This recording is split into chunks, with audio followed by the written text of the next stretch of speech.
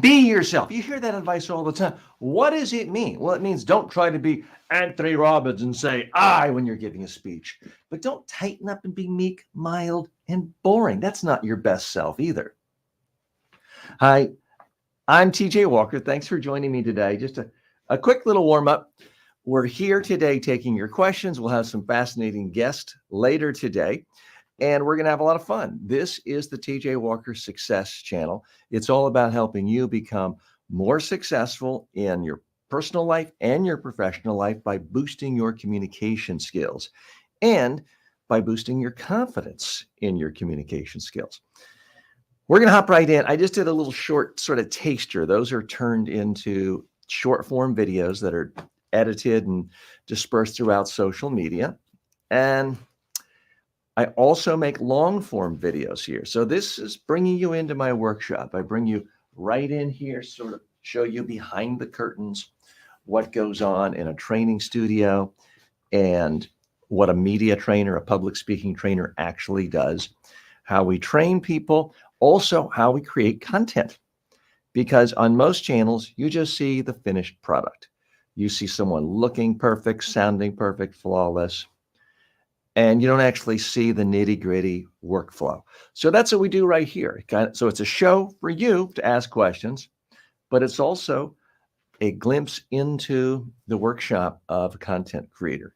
So hope you get a lot out of it. If you have questions, please join me. If you want to join me live on screen, all you have to do is push the button, and you see right there the link on StreamYard to join me on camera is right there. So it doesn't have to be me the whole time. You can join right on screen, ask your questions, get critiques, be a part of the flow. So thanks so much for joining me today. If you're watching this on demand, remember, you can join me live pretty much every day, 9 to noon, Monday through Friday, most of the time when I'm not traveling, vacation, holidays, or in trainings or giving speeches. So we're going to hop right in. I'm going to go to camera 1, and I'm going to do a longer format video. I'm going to hit record for 4K. And I'm going to try, I don't always do it, but I'm going to try to hit around the 8-minute mark because that makes it a little better for YouTube and other social media platforms, algorithms to feed more ads and that sort of thing. Now, I still want to give quality information, but I am definitely going to try to give more details and more examples to get to that time limit. I don't always make it. Be yourself. Be yourself. You hear that all the time from people, well-meaning, trying to give you advice on how to give your next speech, your presentation, your job interview. Well, what does that really mean? Well, it does mean don't try to put on a big fake phony persona. I've seen so many people say hi after, I mean, they're clearly trying to be Anthony Robbins, and they're trying to be something that comes across as fake and phony. No one's ever seen them do that in real life. And now they've seen an Anthony Robbins video or infomercial, and they're trying to be the big guy. Anthony Robbins does Anthony Robbins really well, but other people trying to do Anthony Robbins, not so good. So where does this really leave us? The problem most people have is that when they give a speech, a presentation, a talk, they're in a job interview, they are themselves, but they are themselves as they are when they are uncomfortable and nervous and feeling out of sorts. So what that means is we're scared. We tighten up. We become smaller. We're physically smaller. Our voice becomes smaller. Our volume goes down. Our facial expressions become muted, and we have sort of a blank look on our face. Well, we're all that way occasionally. Everyone's occasionally uncomfortable. So simply saying be yourself doesn't really help.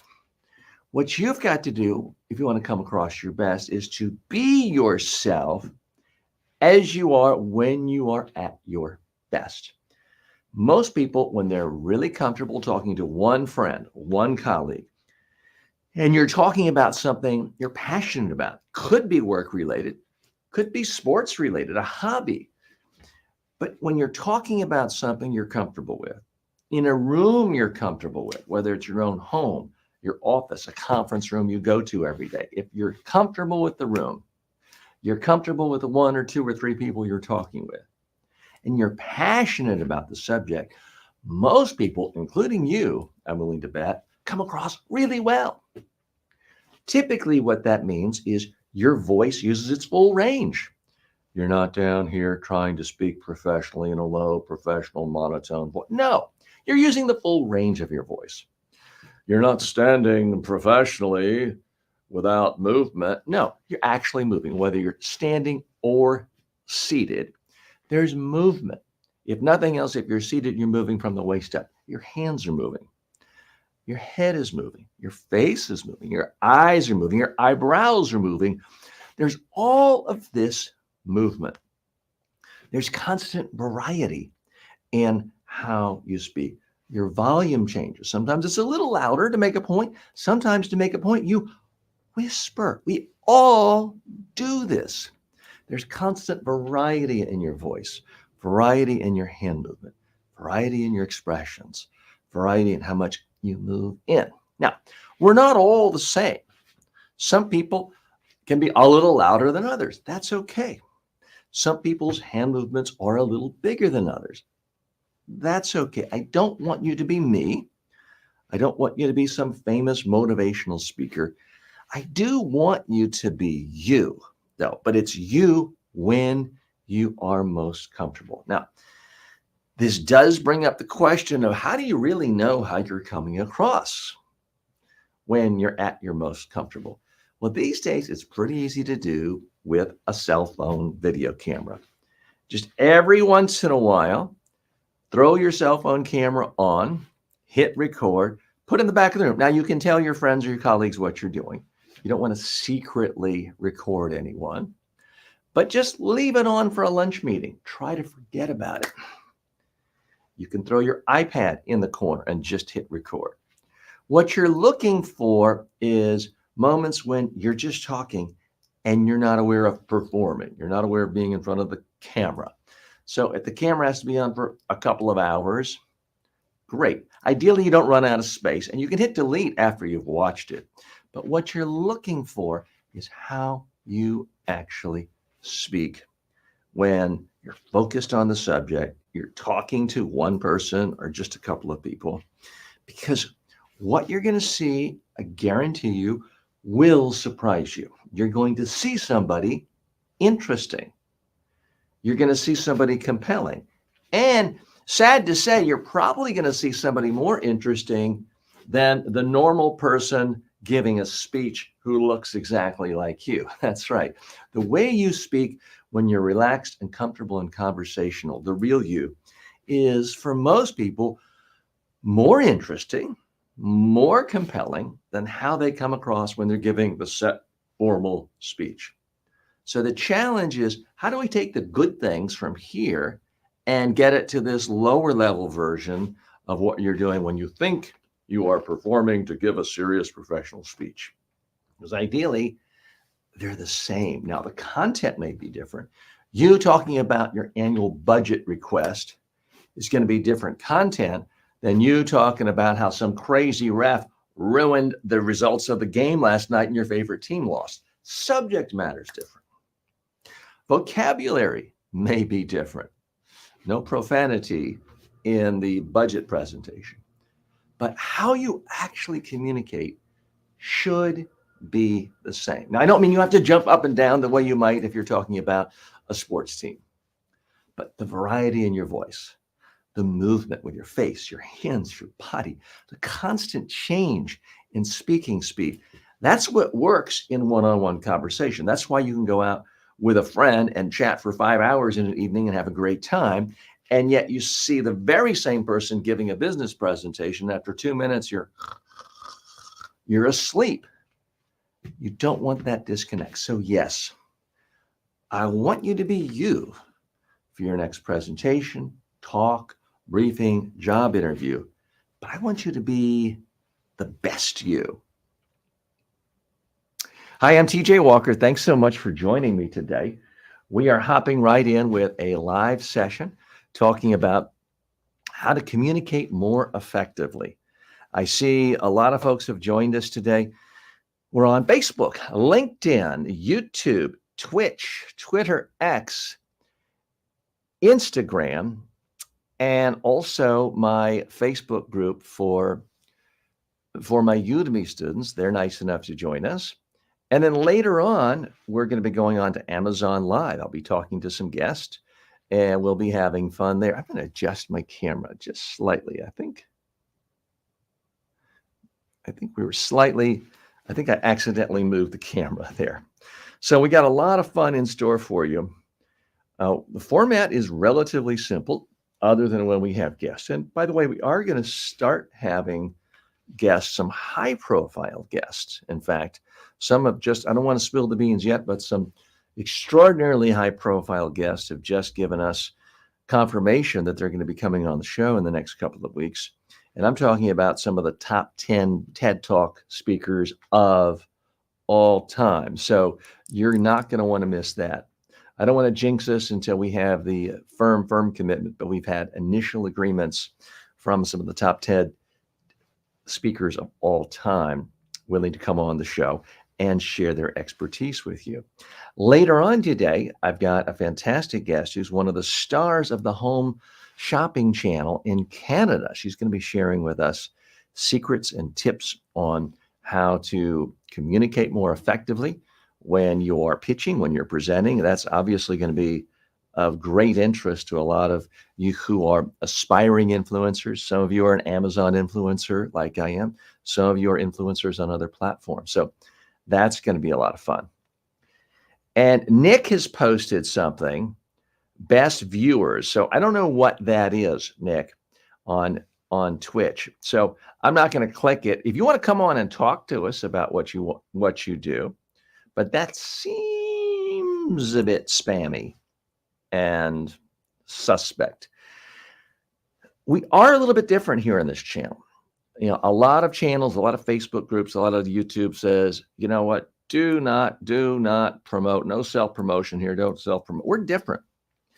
We actually do want you to promote here, but we want you to promote by speaking. This whole channel is about spoken communication. So, Nick, I'm going to need you to elaborate, or I'm going to need you to come on screen and tell us about it, because I don't want to just send someone off to, you know, some inappropriate site that has nothing to do with communication and where it's not involving speaking. I don't want to send somebody to a site and it's just a sales page for something irrelevant to what we're talking about. There does have to be some relevancy. Okay, I'm going to invite our friends. I meant to do this earlier. I'm going to invite our friends from TikTok to join us. TikTok is a fascinating platform. And those of you who follow United States politics, and we are not primarily about politics here, do know that TikTok is right now scheduled, barring certain changes, they're scheduled to actually be removed from being available in the United States. So I'm going to leave it to others to talk specifically about the political ramifications of that, whether that's a good idea. I, like a lot of people, have plenty of opinions, but I'm not going to get into that in this show. Our show is not about politics. It is about communication. I will say that people do ask me all the time, well, TJ, how do you feel about going on to such and such network because the owner has extreme political views or views very different from yours? Should you be doing that? Is that ethical? I think it's a fair question. It's a fair debate. My own resolution, and you can call this self-serving, is that if I'm invited to go on a media platform that has any type of sizable audience, and I can say what I want, and I'm only going to say things I think are about helping people, empowering people, giving people skills that promote communication rather than force or exertion or torture or something like that. If I can help people with my message, in my mind, the pros outweigh the cons. at least until I have an extra $50 billion and can create my own TV network that has millions and millions and millions of views. Obviously, anyone can create a TV network today. That's essentially what I'm doing by live streaming on 8 different platforms today. But I don't have millions and millions of viewers. So that's my own way of doing this, my own way of making a decision. So yes, I go on major state television run networks. I've gone on, not lately, but I've gone on several different state-owned Russian TV networks, Chinese networks, Rupert Murdoch networks around the world. Here in the United States, I've been countless times on MSNBC, CNN, Fox News. I've been across the spectrum. Now, if someone is specifically running a tiny podcast where the audience is exclusively for some extremist group that I find absolutely abhorrent, sure, I can say no to that. But someone who has a mass media following, I just have a default mode of, okay, I will go on that. Okay, VL now, right?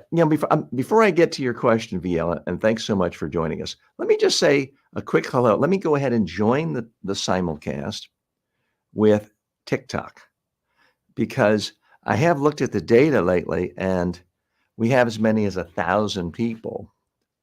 Whoops, and I've got the wrong topic here.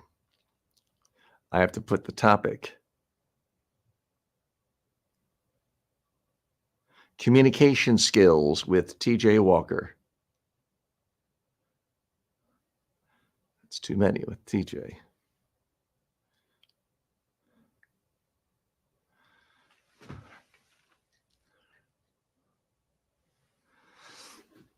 Okay, and now we have our friends on TikTok joining us. Thanks so much. Let me adjust the cell phone just a little bit.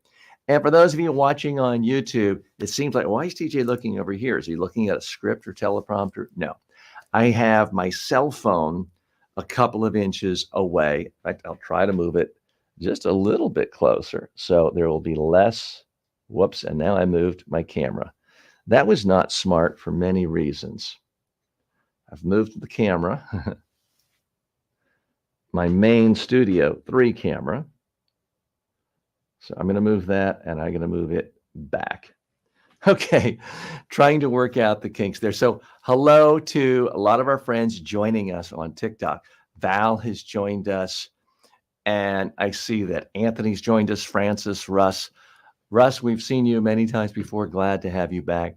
For those of you joining us on TikTok, this is an open forum where all we do is talk about communication skills. If you have a question about communication skills, you can post it right here on TikTok. I'd much prefer you join me live on screen. I can't connect you with TikTok. If you want to appear on screen, talk to me, ask a question, debate me, call me out, criticize my suit, say I look like Joe Biden. You can do all of that to my face on camera, but I would need you to come over to our YouTube channel, click the StreamYard link, and that way you can connect directly into the studio.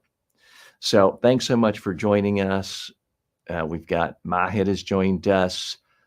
Love is Pizza has joined us, and so many friends on the TikTok community. Okay, now for VL has written in from YouTube. I think I noticed business meetings are like a school teacher up front, standing to seated pupils, and I get the same boredom I get in school. Maybe it's time to escape the school format. We think it's normal after years of schooling. Counts same for presentations. VL, you are absolutely right. And you've just inspired me to make a YouTube short, a social media short video and a long video on that very topic. Mike Carmen, thanks for joining us. Light Tico has joined us and says, what? If you have a question, feel free to post it. If you're saying, what is this? I am a communication skills expert, and we get together here on a daily basis and answer communication skills. We talk about communication skills. The whole point of this show is to, and this channel is to help you improve your communication skills and to build confidence in your communication skills. So that's our only agenda here. We're not here to talk about politics, although occasionally a politician does something really interesting and well from a communication standpoint, or something awful from a communication standpoint. And then we do talk about it, but we don't get into the political fray. So thanks so much for joining us there. So VL, let's talk about this whole role model. I'm going to switch to camera 2. And our friends on TikTok, you can't see me on camera 2. So you would need to come on over to YouTube, and it's just the TJ Walker Success channel on YouTube. And I see someone just says light up GIFs. I don't know what that means. Add live goal. So I do appreciate those of you who occasionally give gifts on that. I'm not actively soliciting today, but I do appreciate, most of all, comments and questions. And even beyond that, I appreciate anyone willing to come on camera and ask questions, share, participate. That's really what we're all about. Okay, so I'm going to hit record. Straighten my shirt. We're showing you the behind the scenes stuff right here. Who's your role model as a speaker, as a presenter? It might be your homeroom teacher from 10th grade who just sort of stood there and droned on and on. Don't use that as your business presentation role model. It's no good.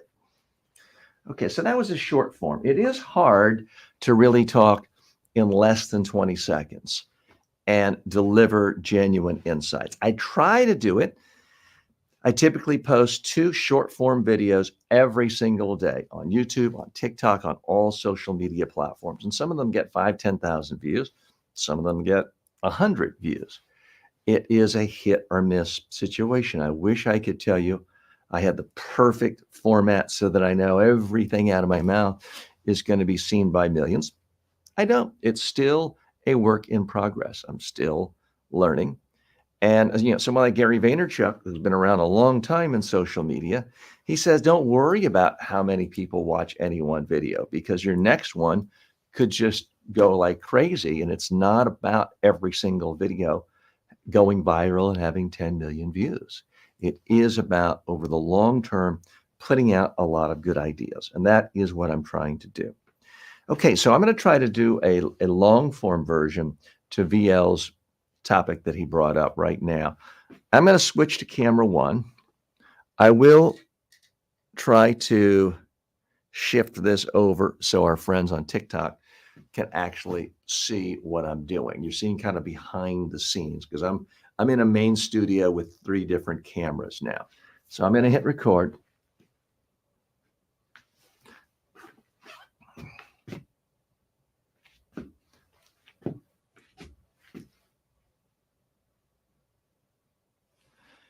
If you want to be great at something, you choose a role model. You try to be like that person.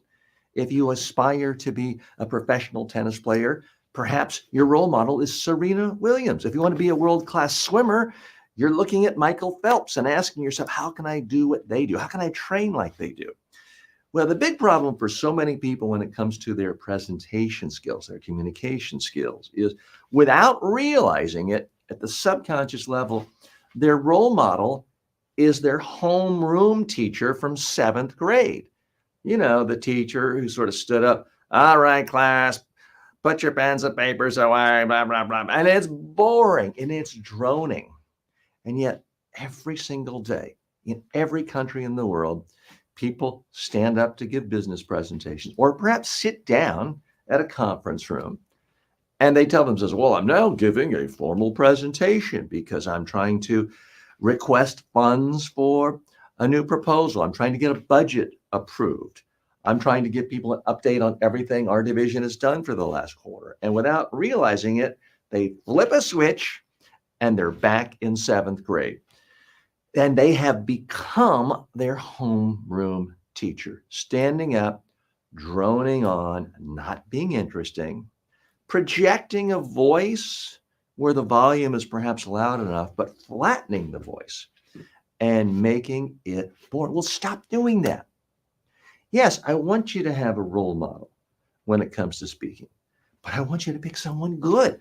That's why it's great to watch TED Talks, watch your favorite talk show host really engage someone in a thoughtful interview. Look at your favorite politician when they're giving a speech. You don't have to mimic them or copy everything they do, but when you see someone using their voice, using their mouth to talk to people, and other people find it interesting, bells should go off. That should make you think, hey, they're doing something right here. Maybe I should do it that way. I dare say it's highly unlikely you remember someone standing, talking, or seated, talking, turning their back to you, and then reading a bunch of bullet points and really connecting with the audience, because that's almost impossible to do. And yet, for so many of us, that's what we do when we have to present in a business situation. Well, stop it.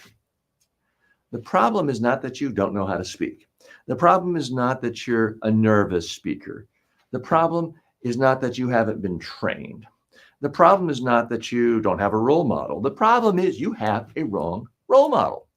The teacher in the classroom is almost by definition, even when it's a good teacher, the worst possible role model you could have if you want to be a good communicator anytime you speak. And it's for several reasons. For starters, a teacher has a unique relationship with the audience. If I'm a teacher and I want to stand here and write a whole bunch of things on the blackboard or show lots of bullet points on a PowerPoint slide and be boring, I have power over you. I have the ability to test you. I could give you a pop quiz right now, perhaps embarrass you. I could give you a big test on all these bullet points next week.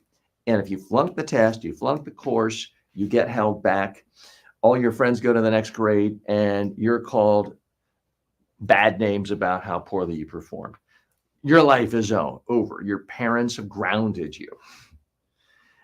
Now, I realize you may be 50 years old and not have been in school for years, but that's still something that lurks in the back of our heads. So realize you cannot act like a teacher. You don't have that power over your audience. When you are speaking in the business world, whether it's for a job interview, a new business pitch, you're seeking money from investors, you're talking to your board of directors about a new program you have in mind, they're not writing everything down and getting ready for a test because you don't have that power over them. They're listening. They may be listening attentively. They might be taking notes. They might be writing their grocery list. They might be writing, this guy TJ's a real bore. You don't really know what they're writing, but you can't incentivize them to write everything down, study it, and memorize it just because you're saying it. Because of that, everything about how you speak has to be different than how a teacher speaks. So that's why I'm begging you, please do not make a teacher, especially a boring teacher, your role model as a speaker. Now, if you had an absolutely wonderful teacher in high school or college you still remember, it's probably because they gave compelling examples and stories and walked around the classroom and engaged people and asked you questions and didn't just stand at the front behind the lectern and drone on and on. So be selective in who your role models are. Aspire to be better. Find someone to emulate, but make sure you pick a great communicator to model yourself after. Okay, that is the end of I'm hitting stop on the 4K version of it. And apologies to those of you just joining us on TikTok because that was not framed very well. I'm in a studio where we have 3 cameras and a mixer pulling from different angles. We can't connect to TikTok yet. We're hoping to do that very soon. And I see that someone named Niche sent a rose. Well, thank you. I'm not quite sure what that means, but it certainly sounds nice. I better straighten my tie to be appropriate to receive roses. So thanks so much. If you want to join me live and ask questions, participate, get feedback on a presentation or anything you're doing, or for that matter, feedback on your own TikTok channel or your own YouTube channel, all you have to do is connect with us on StreamYard, and you can join me right here on screen. We can talk. I'm happy to promote your TikTok channel, your YouTube channel, your LinkedIn channel, because we're all about helping people here boosting communication skills and boosting confidence in communication skills. That's what we're all about. And VL, glad you're here. You've had a couple more questions here. My point is that I think I missed several comments. Let me scroll back up, VL. And if, by the way, VL, if you want to come on screen, more than happy to have you do it. And Marvin has started following. Marvin, thanks so much for joining us. Appreciate you following. And if you have any questions or topics you want me to address, let me know. Okay, so VL says, we think it's normal after years of schooling. So I tried to address that in that video I made. Counts some for presentations. My point is more the format of presentations and meetings. Best boss I ever worked for, we would have meetings sitting in a circle on the floor, all at the same level. It sounds hippie, but it worked. So I personally don't like sitting on the floor, but what I do like, and what I like that your boss did, is they did something a little different, something out of the ordinary, something memorable, because you remember it and it happened years ago. So that's what I do applaud, is do something that's just a little bit different. And who knows, I might have liked sitting on the floor if you had comfortable bean bags. I'm just not that comfortable sitting on the floor. VL says it was more like a conversation or a meeting of equals, even though obviously the boss and management have more real power. Okay, once again, VL, I'm so happy you're here because you really have talked about some things that are extraordinarily important, of this relationship of how you project things with the audience. So many speakers act like I'm the expert and I'm looking down at you. Great speakers treat it more like two equals. They're more at the same level, sharing information. We've had some more comments coming in, interesting comments coming in from our friends on TikTok.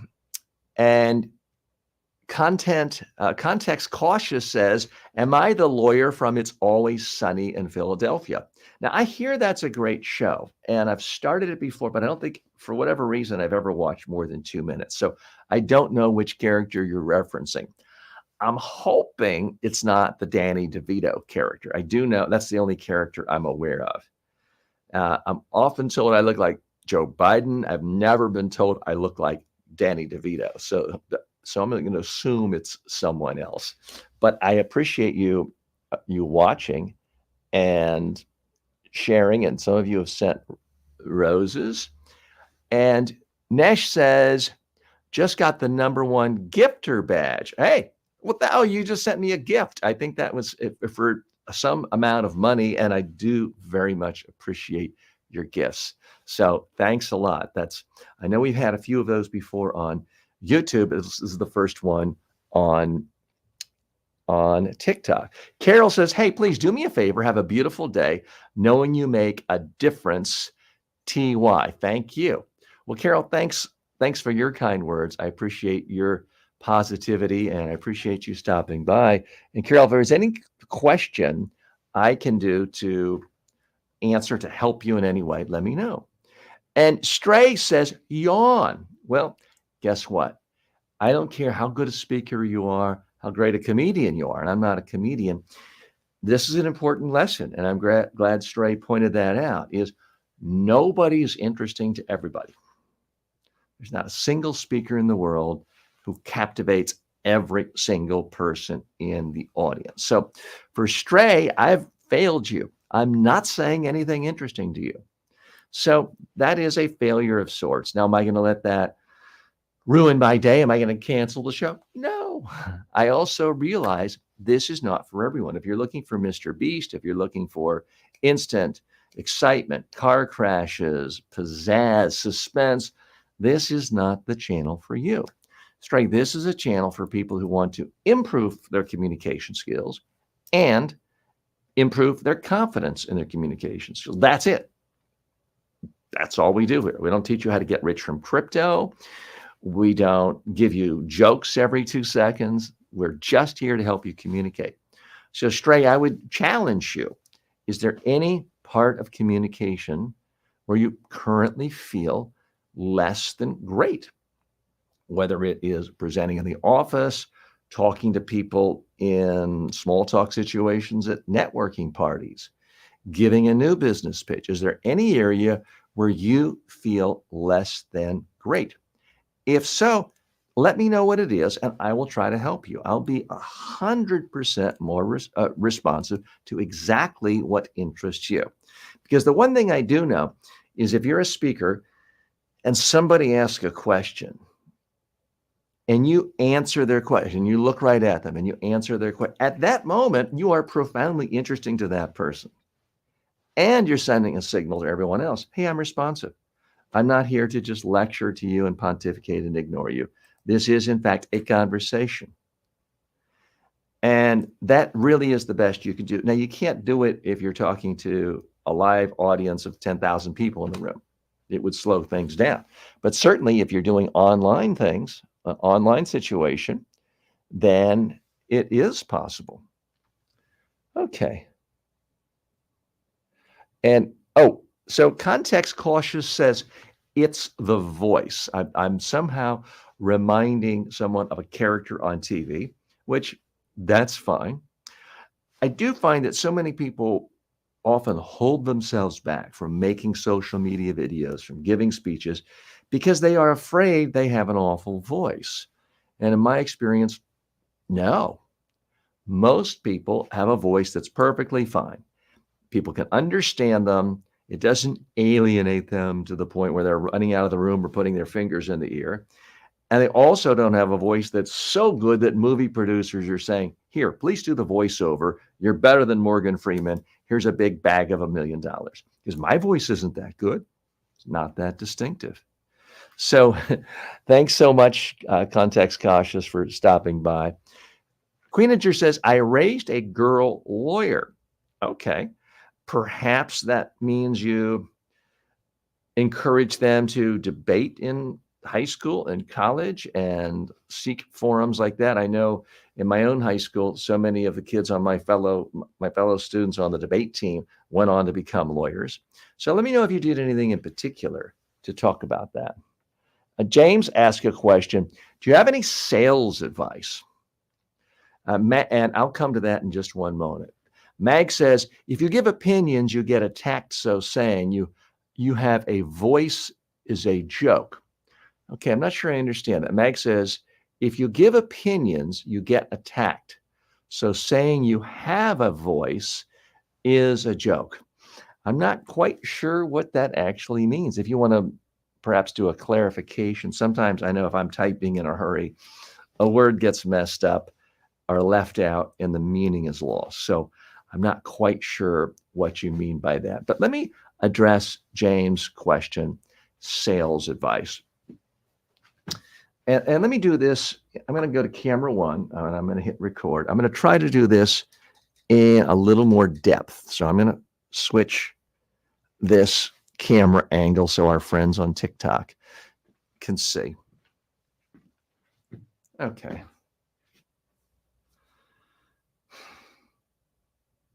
I'm sure you've said it to yourself. I've said it. I'm no good at sales. I don't like sales. I still remember being the worst kid in 7th grade trying to sell magazine subscriptions. In Cub Scouts, I was the worst kid selling peanut brittle, knocking door to door. So I get it if you tell yourself, I'm no good at sales. I don't like sales. It feels icky. Well, maybe it all depends on what you are selling. The most effective salespeople start off by making a decision of what to sell. You will be so much more effective if you select something you believe in, that you like, that you genuinely feel this product or this service will help somebody. It will improve their life, make them healthier, give them some joy, save them money, something. If you focus on that first, you will be a much more effective salesperson. When you're selling, You need to really look at a conversation through the eyes, put yourself in the position of the prospect, the person you're selling to. The problem so many people have when they're trying to sell something, whether it is over the phone, over Zoom, in a video like this, in a one-on-one conversation, knocking door to door, is they tell themselves, let me quickly dump all the bullet points, all the facts about this product. Let me overwhelm someone with all the attributes of this product so that they have to buy. Well, no, they don't have to buy based on facts, based on data points, based on every single feature. In fact, that's one of the biggest mistakes bad salespeople make is they just keep on describing the feature. Here's this feature. Here's this feature. Back in the late 1990s, there were dozens of companies selling MP3 players. Look at how much storage we have. Look at all the features our MP3 player has. Look at the weight and the microns look at the processor speed of our MP3 player. There were a lot of different people selling MP3 players. Until one day, Steve Jobs said, I'm going to sell an MP3 player, and I'm not going to call it an MP3 player. I'm going to call it an iPod. And I'm not going to bore people with tedious fact after fact and number and scientific and technological jargon. Instead, I'm going to say, imagine 1,000 songs in your pocket. He was looking at this through the eyes of the consumer, of the user, of the prospect, of the actual customer, and describing it so that they could instantly understand the benefit. Because I'm old enough to remember the days when people would walk around with a giant photo album with dozens or hundreds of CDs. And even before that, people would walk around with tons and tons of albums. And it was not convenient at all. So by him describing this as, hey, 1,000 songs in your pocket, and you're listening to it anywhere, anytime, whatever you want, it instantly made people want it, made them want to buy. It made him a great salesperson.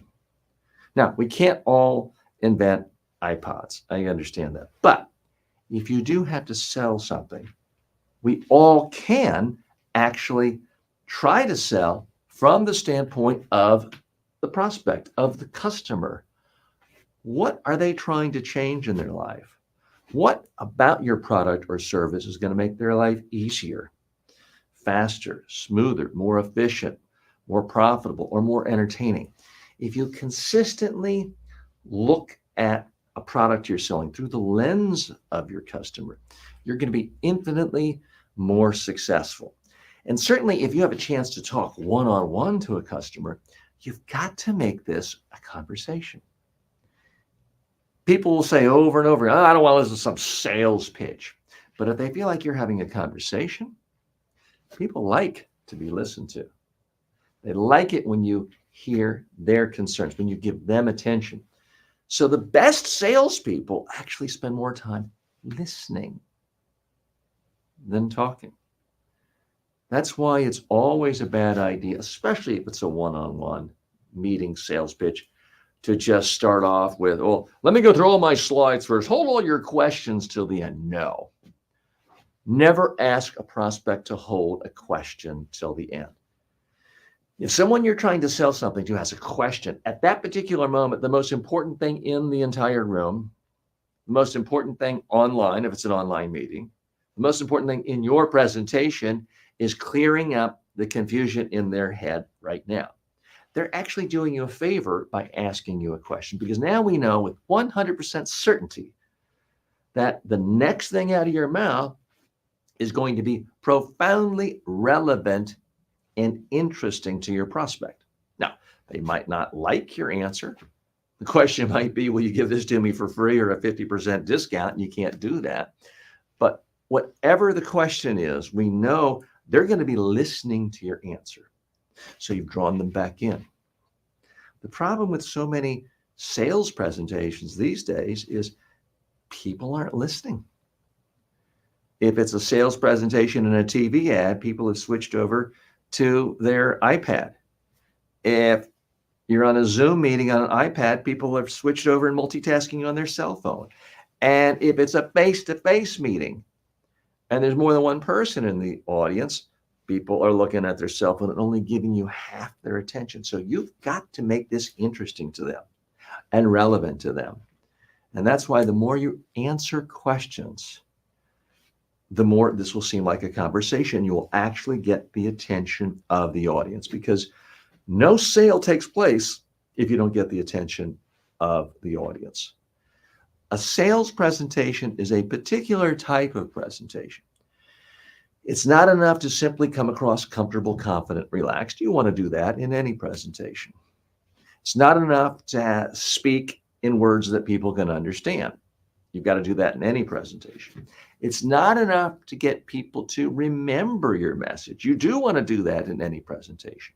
But in a sales presentation, you have to do all of those things and get people to the point where they not only understand your message and remember it, but they see how what it is you're selling benefits them, to the point where whatever it is you're trying to get from them, whether it's money or a vote or anything else, they view it as a fair exchange, and that it's worth them investing their time, energy, vote, money to get what it is you are selling.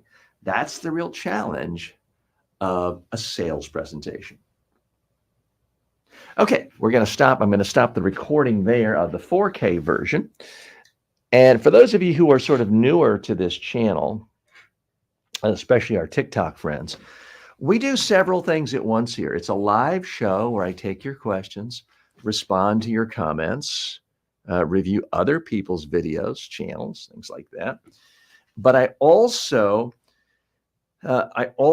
show you how I create content that later is turned into YouTube Shorts, TikTok Shorts, short form for all social media, and long form videos. That's what I did right there in response to one of your questions. Okay, VL writes, the audience is trained to be pupils, silent, disengaged, powerless, aka bored. Talking about the teacher model. We were discussing that earlier. And VL says, Bueller, famous reference to Ferris Bueller's Day Off, where it's Ben Stein. Ben Stein is an interesting person. He was a famous speechwriter, economist, who became an actor and has an incredibly monotonous voice, a monotone voice. He later went on to fame with his own TV show on Comedy Central. But he was known as sort of the stereotypical boring teacher droning on. Now, interesting aside about that is, here's someone you think of as a monotone voice, an awful voice. He made a fortune by having a distinctive voice. So sometimes you can have what other people consider flaws, but it's so memorable, you can make a fortune out of it. Fran Drescher has done the same thing. Those of you in the United States familiar with her from her TV work on the show The Nanny. And Ben Stein always talked like this, I'm Ben Stein, and movie stardom, public speaking stardom, and his own TV shows, all in part because of having a very distinctive voice, in his case, flat and monotone. Infotech says, proud to see you fastened to your cause. Numbers never matter to you. Hurrah. So thanks so much. And by numbers, I'm not quite sure what you mean. I'm going to take a guess that you see me doing shows here regularly, even though we don't have hundreds of thousands or millions watching at any one point.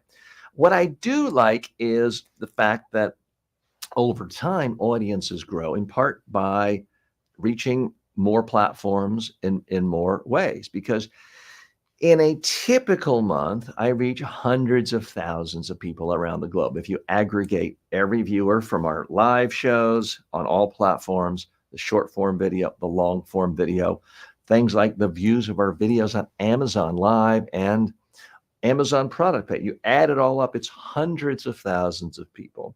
Now, that does not make me a superstar in the world of social media, but it does mean I talk to more people in a month than most of the most famous philosophers and thinkers of the world throughout history have done, simply because of the technology was so much easier. Someone like Mark Twain had a lot of people read his work while he was alive. He actually made most of his money as a public speaker. And yet, in any given month, how many people really saw him compared to someone who's not even in the top 20% of YouTube or social media creators? There's no comparison. VL says, glad you got the film reference. Yeah. Speaking of that film, Ferris Bueller, played by the actor Matthew Broderick. I was out at a water park in Long Island, New York, with my daughter. Oh, this was probably 6 years ago. And there's Matthew Broderick with one or two of his children. And the interesting thing is, he is such an ordinary, and this is not meant as a criticism in any way. He's such an ordinary looking person. Nobody was giving him any attention whatsoever. As far as I could tell, nobody recognized him. Nobody was bothering him. I didn't want to go up. He's there with his kids. He doesn't want to be treated like a big shot. I wasn't going to go up and say, hey, love your work in the producers. I was thinking that.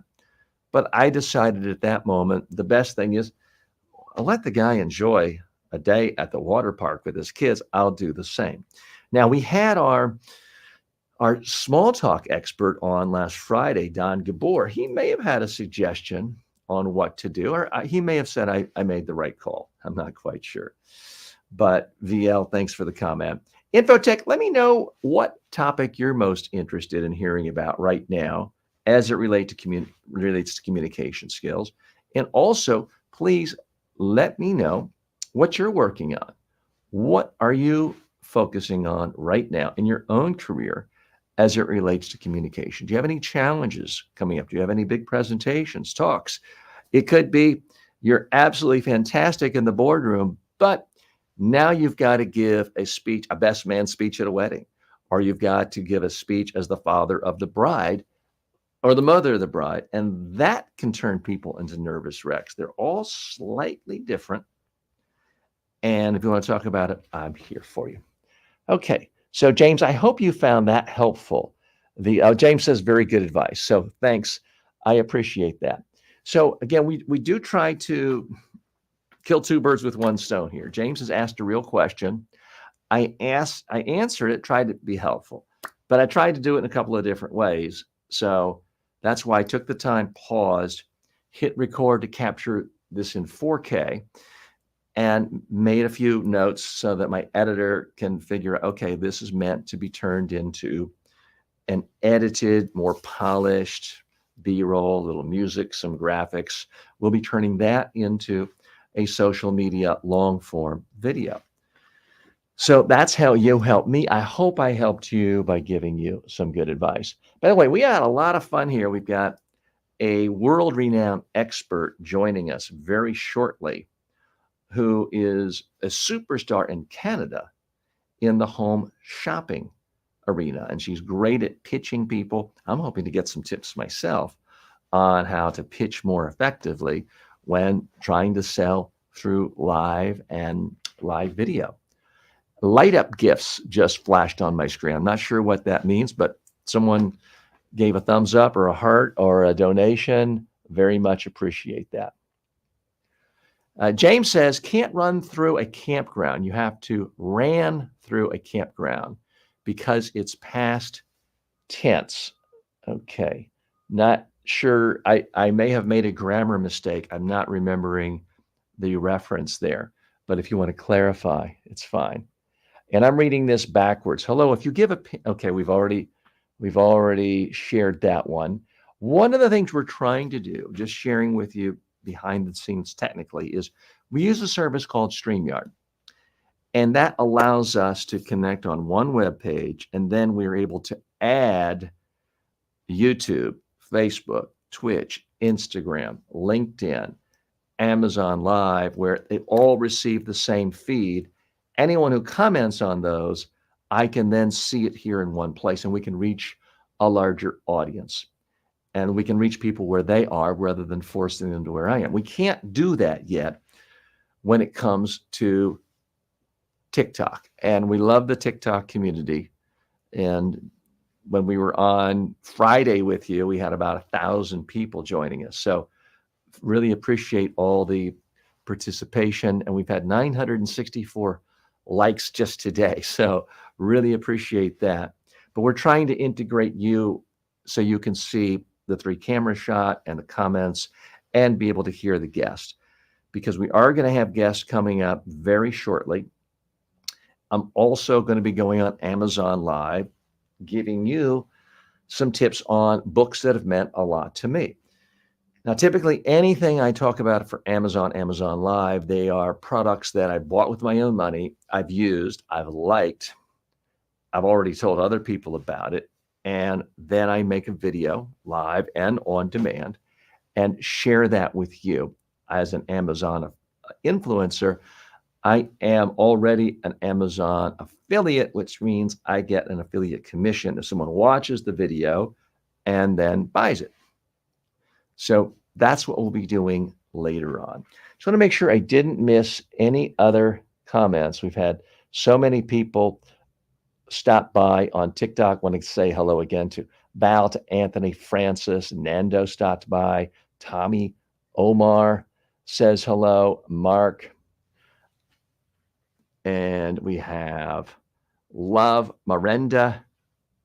Many, many more people have stopped by. Again, if you have questions, if you want to join me on TikTok, I can't have you join on TikTok, but if you want to come on over to our YouTube channel, you can see the link there and you can connect with us on StreamYard.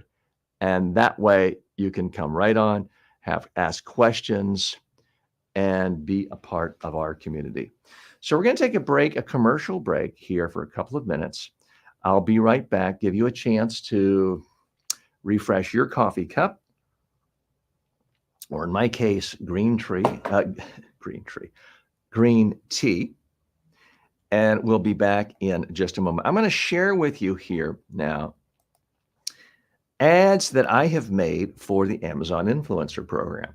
I'm showing them to you not because I think you have to go out and buy all these products now. I want you to see really how simple it is to make ads and to be a part of this whole influencer game. I say game not to be disparaging in any way, but to let you know it is something you can kind of play around with, experiment with. You don't have to take meetings. You don't have to invest anything. You don't have to get special equipment as long as you have a cell phone. You don't have to go out and buy stuff. You can just use stuff you already have in your own house. So that's why I'm using the term game, because I do think it's kind of easy for anyone to just give it a try. So Hydro Peak Thermos seems like a part of the family. So I'm going to play these for a few minutes. Again, what I'm asking you to take away is to see how simple they are. It's just me in the studio. My production team has added a little music and a graphic on here, but the actual videos you see on Amazon do not have any production at all. So take a look. I'll be back in a few minutes. I use it every day. I carry it with me to the pickleball court every day. I live in South Florida where it is hot and muggy, and it's important to me to be properly hydrated. I don't want to rely on a vending machine that's peddling other stuff. I want to take my own filtered water. That's why I use this Hydro Peak. It does a fantastic job. It's durable. I've dropped it many times, have a dent or two in it. It still works perfectly. If you're looking for a thermos that is durable, sturdy, doesn't leak, I don't think you can go wrong with a Hydro Pack. Are you looking for something light and easy to take around to bring your music to your next party, beach, barbecue, pool event? This speaker does the trick. I've had this for several years. I've used it countless times with friends, family members, gatherings we've had, and it turns any normal gathering into more of a party. It sounds great.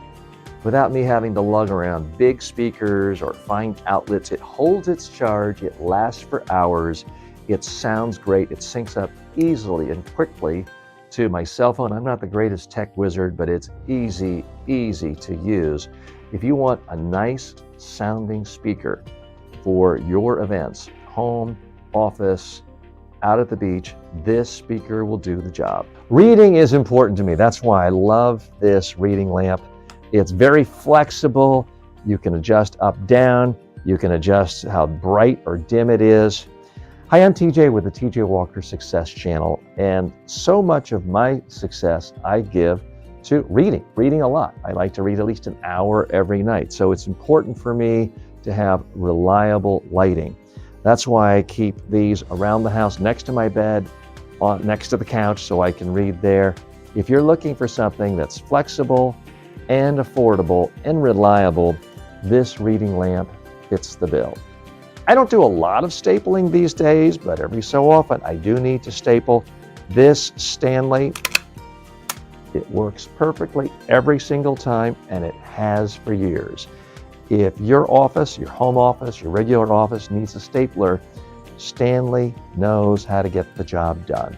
Like anyone else, I like a bargain and go for other brands from time to time that I've never heard of. But when it comes to batteries, things I need to really work, where I need the power, I like to stick with something reliable. Duracell is a brand I trust. We buy packets of batteries in bulk, so we always have the power we need. This sunset lamp is very versatile. It comes with a great handy remote. I can easily turn it from blue to red to green to white. It's useful for your home, for your office. I use it for my TV set to give a little more depth. You're gonna like this if you want a simple way of creating a little extra light in any room. This Glide Gear teleprompter is fantastic. I mount it on my tripod. The camera goes in the back. I then pull this out and I put my iPad there. All of my text, my script is on there. I can use software to manage that, and now I can be in front of this, whether it's 3 feet, 8 feet away, looking directly into the lens of the camera, following a script. No more of this stuff where I'm looking at cue cards over here, up there. I'm looking right at the camera. So it makes things really look and feel professional. Hi, I'm TJ with the TJ Walker Success Channel. I create videos for a living, media training, online courses, and there are times when I've got to get it word for word just right, whether it's an ad for someone else or my own products or services. That's why I have to use a teleprompter. This one has never failed me.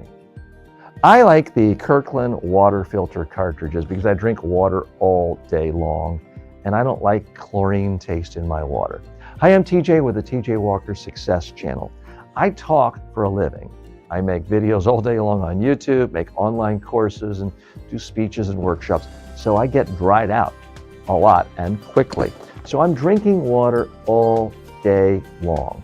I use these water filter cartridges. I go through them, and they continue to do a good job. I've used this brand for many years now, never had a problem. They always fit perfectly. They always work fine. They keep my water tasting fresh and chemical free. So I like these cartridges. If you're looking for cartridges and they fit your water filter, give these a try. This eMart Chroma Key green screen is fantastic. I've used it for literally thousands. You're gonna think I'm making this up. Thousands of videos over the last few years. I'll do production here and sometimes make 100 in a day, and it can look like I'm anywhere. Now, what I like about this green screen is it's got stability to it. There's never any wrinkles. It's huge. It goes down easily. It goes back up. And if you're using a different set, you push it all the way down and you can just put it in a corner. So it really is flexible. It looks great, and it will help make your next production really look first class. I like books, but I don't like them falling down and cluttering up the house and the office. That's why I love these bookends. They don't call attention to themselves. They do one thing. They keep my books nice, neat. We're back live. Hi, I'm TJ Walker. This is the TJ Walker Success Show. We are here to help you be a more effective communicator and to build your confidence in your communication skills. I'm typically here 9 to noon, most Mondays through Fridays. This is the world's largest forum and most expansive forum for learning communication skills in terms of accessibility. So I'm here for you if you have a question about how to speak more effectively, whether it is in small talk, whether it is giving a business presentation, pitching for money, asking for votes, going on a job interview. All of these things are a little bit different, and they all involve spoken communication. For most people, that takes them out of their comfort level. We also talk about highly specialized communication skills, such as if you have to communicate to make an online course. I know a lot of you have thought about it. You've seen other people doing it. You perhaps watched someone say, I know more than this guy or this woman. Why are they doing it, making money, and I'm not? Well, sometimes it's just about holding yourself back because you think, oh, I don't know which camera to use, or maybe I'm not ready yet, or I don't have confidence yet. Well, we're going to talk with a fantastic course creator right here in just a moment. So you're not going to want to miss this at all. I'm joined by Sergey Kazimov. Sergey, it's great to be with you. Sergey is a fantastic content creator, educator. Sergey, I'm going to ask you if you can get a light on your face because we can't see you. And perhaps if you could close your blinds behind you. We're going to need some light in front of you. Otherwise, it's going to be extremely difficult to see you.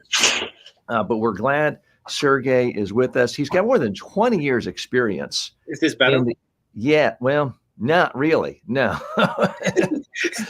You need some light on your face. And I got the light.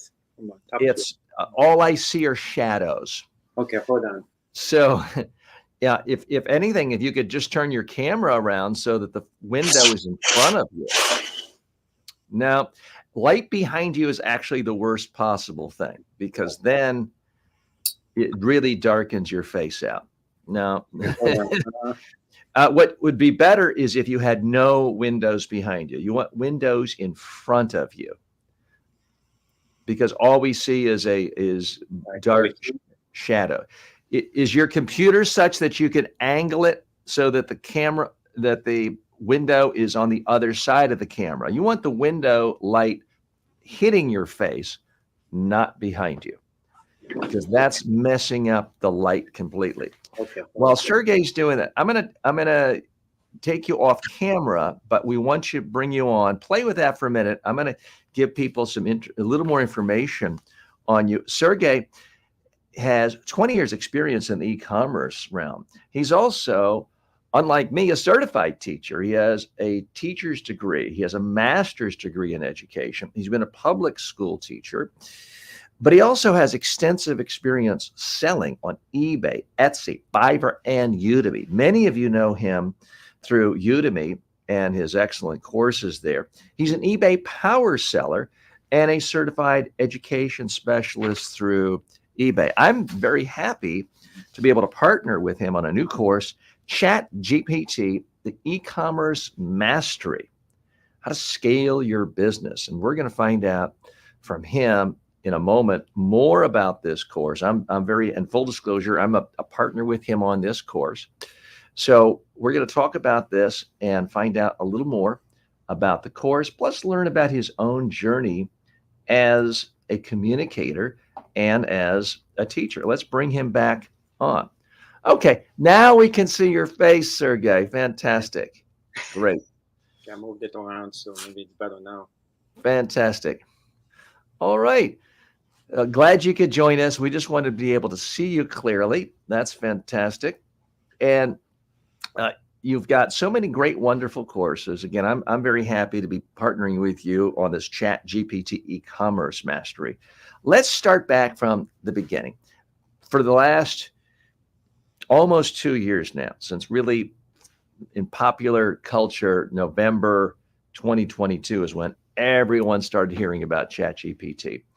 It seems like all you hear about sometimes is ChatGPT, artificial intelligence, And it's creeping into everyone's life and in some ways making life easier. I know I use it every day for coming up with titles and videos and generating concepts for what I talk about.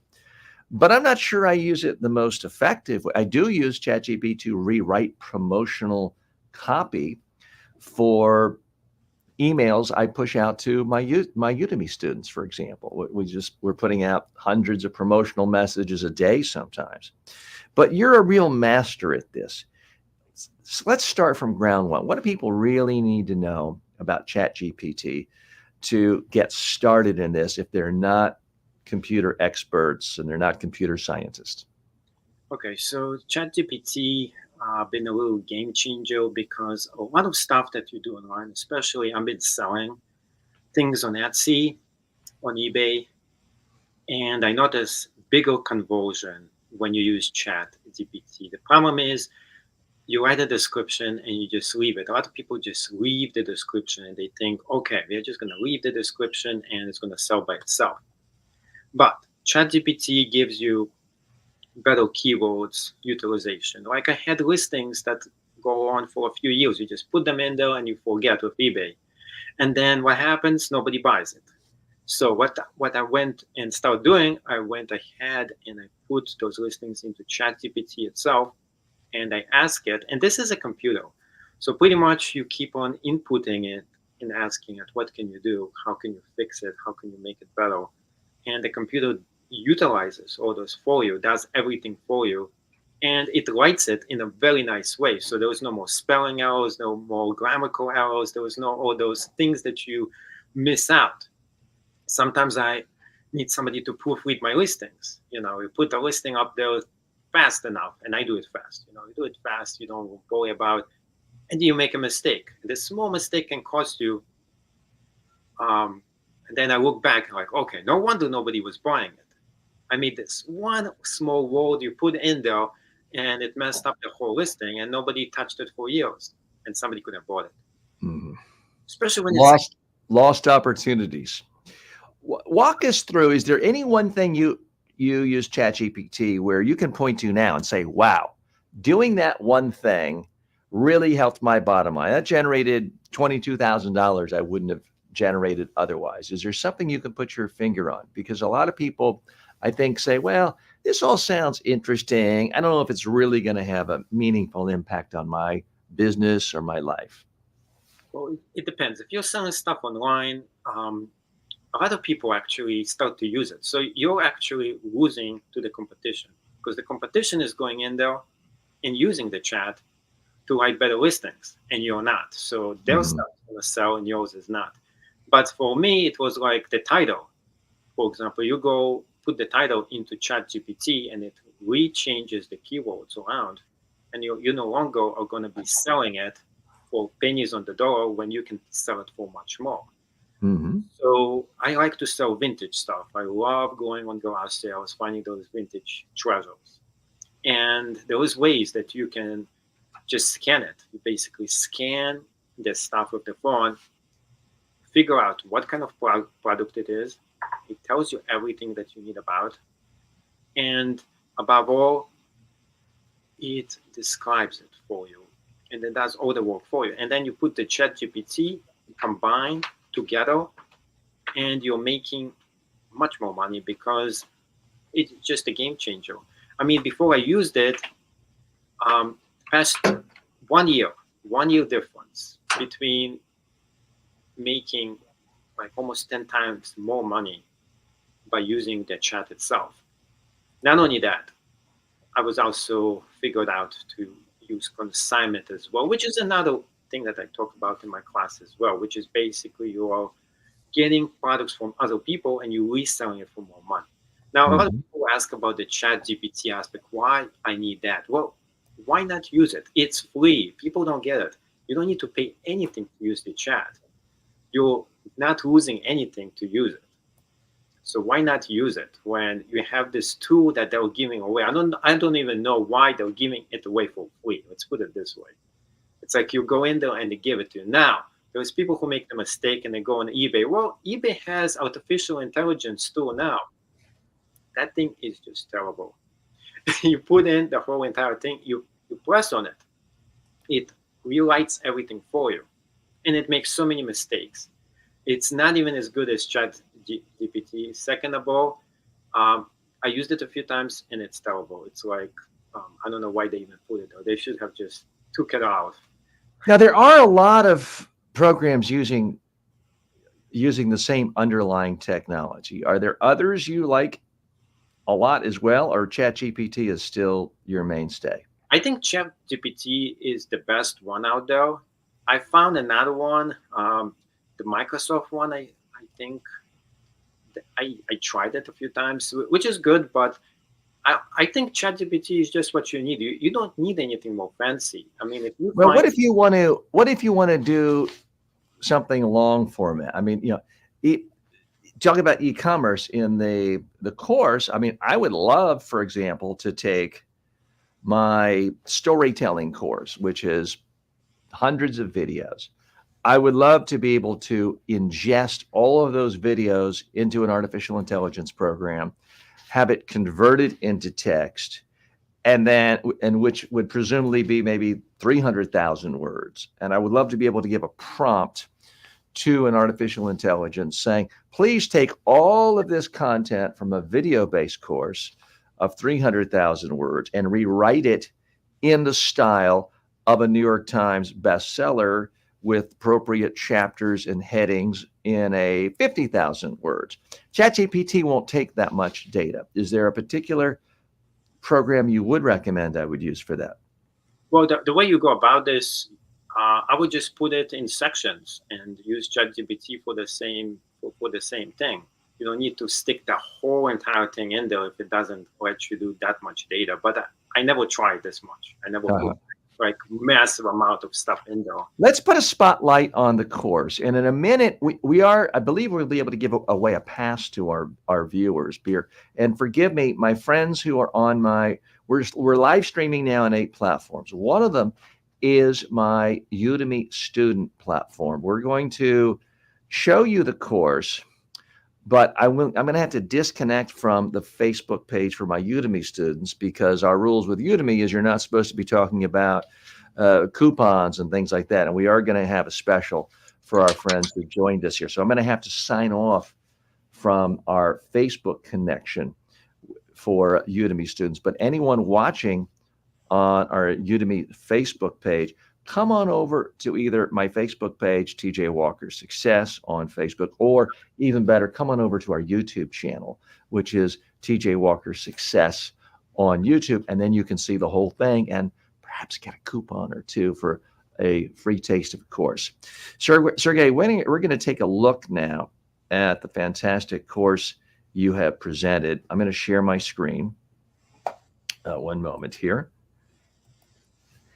And I want you to just really walk people through what they're going to get in this course and give them a little better perspective. And we're going to share a lecture or two and give people a chance to really figure this out.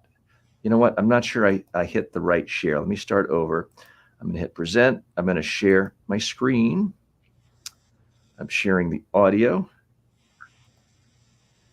There, I didn't do the second share for audio. Okay, now we are looking at this screen.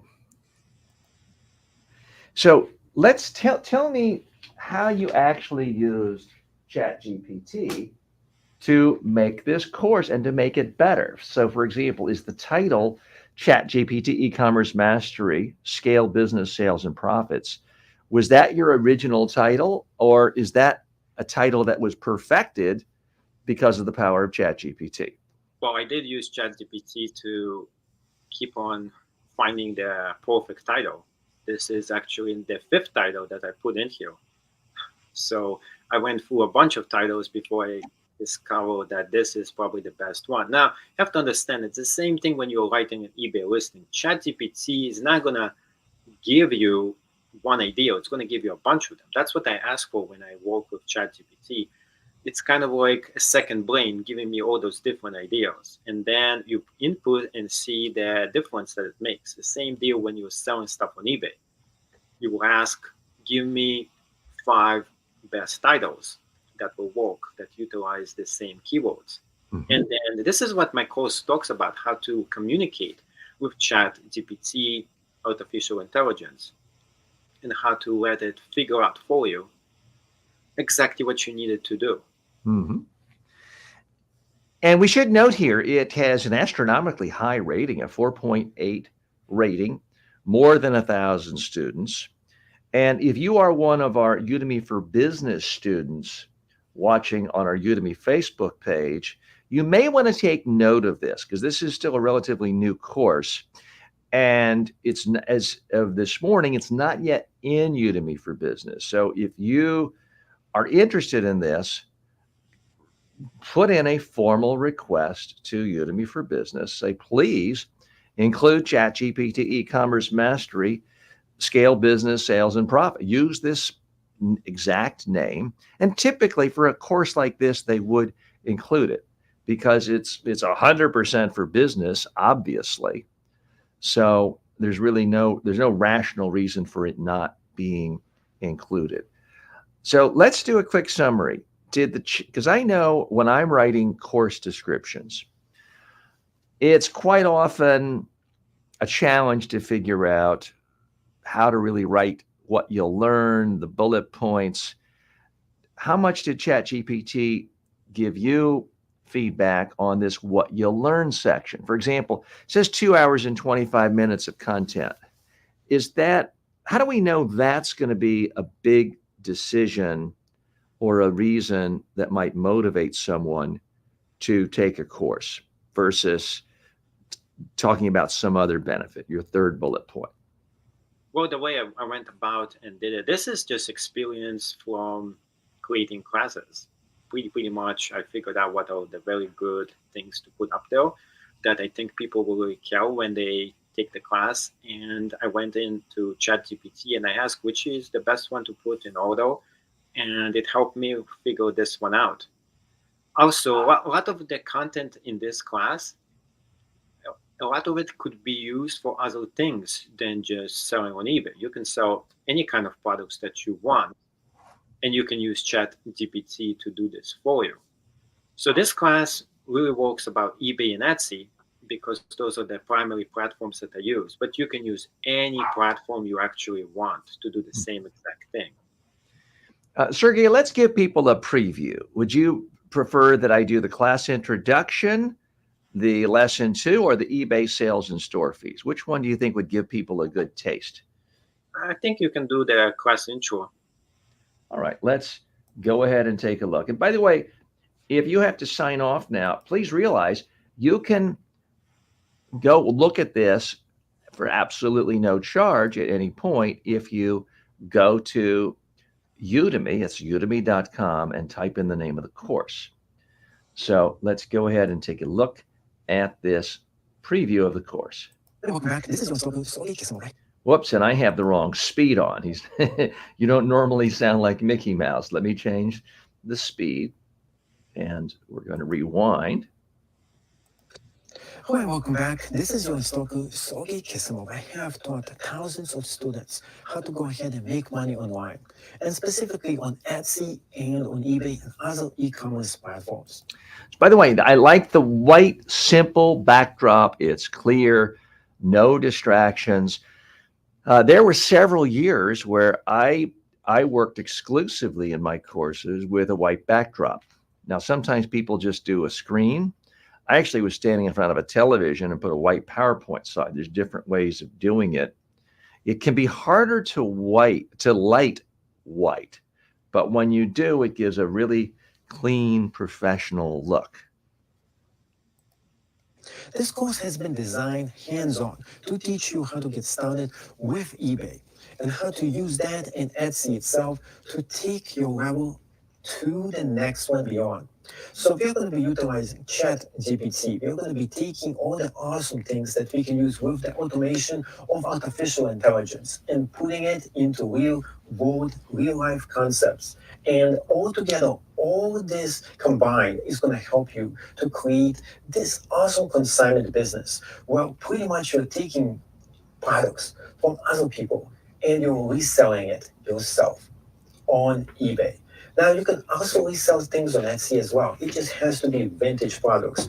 And you can find things in a vintage shop. You can take it from relatives, friends, and so on. And of course, you write an agreement, consignment agreement. Well, you go ahead and go through the legal terms, and it's all given to you in this class, and you sign a contract with them.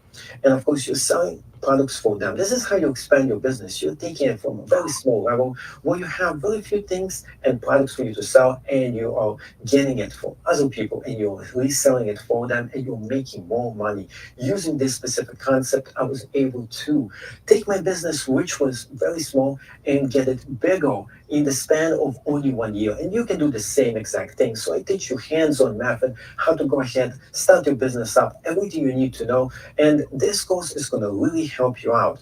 I have put a lot of time and effort to create this, one of the best classes on e-commerce that's going to actually integrate ChatGPT combined, making it one of the best courses up to date with e-commerce selling. So make sure you take notes, and see you in the next lecture. All right. So a lot of really nice So I stuff. want to talk about A lot of really nice stuff there. I'll comment on not just the substance, but some of the other things going on there that I think you're doing so well. So for starters, great pitch. The whole point of a promotional video is to whet people's appetite so they think, let me check out this course. Let me watch more. And sometimes with the promo video, people might not be sold. They think, I don't know if I want to buy it, but there's at least something interesting enough to make me want to watch more. And they go to the next preview video. And then sometimes a third. Udemy is very clever in the way they do that, because they kind of make it easy for you to taste something without risk.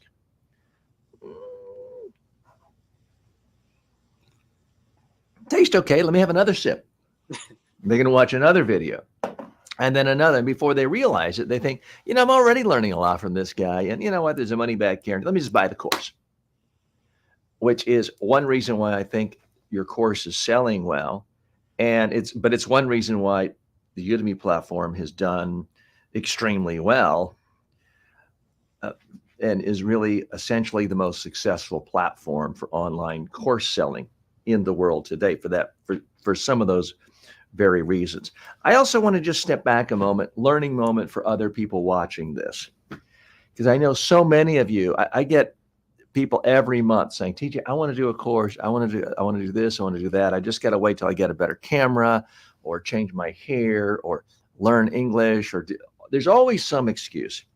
Sergey, you hopped right in. Now your accent is different from mine, but it's understandable. It's perfectly fine. Yours is as good as mine. You could have waited to have a bigger studio or all sorts of fancier bells and whistles or bigger production. You hopped right in. That's exactly what I want people to do. And I applaud you for doing this and making not only this course, but a lot of other great courses. So in a moment, we'll give people a chance to have an even better taste of this. But first, here's what I need to do. We're currently simulcasting on 8 platforms.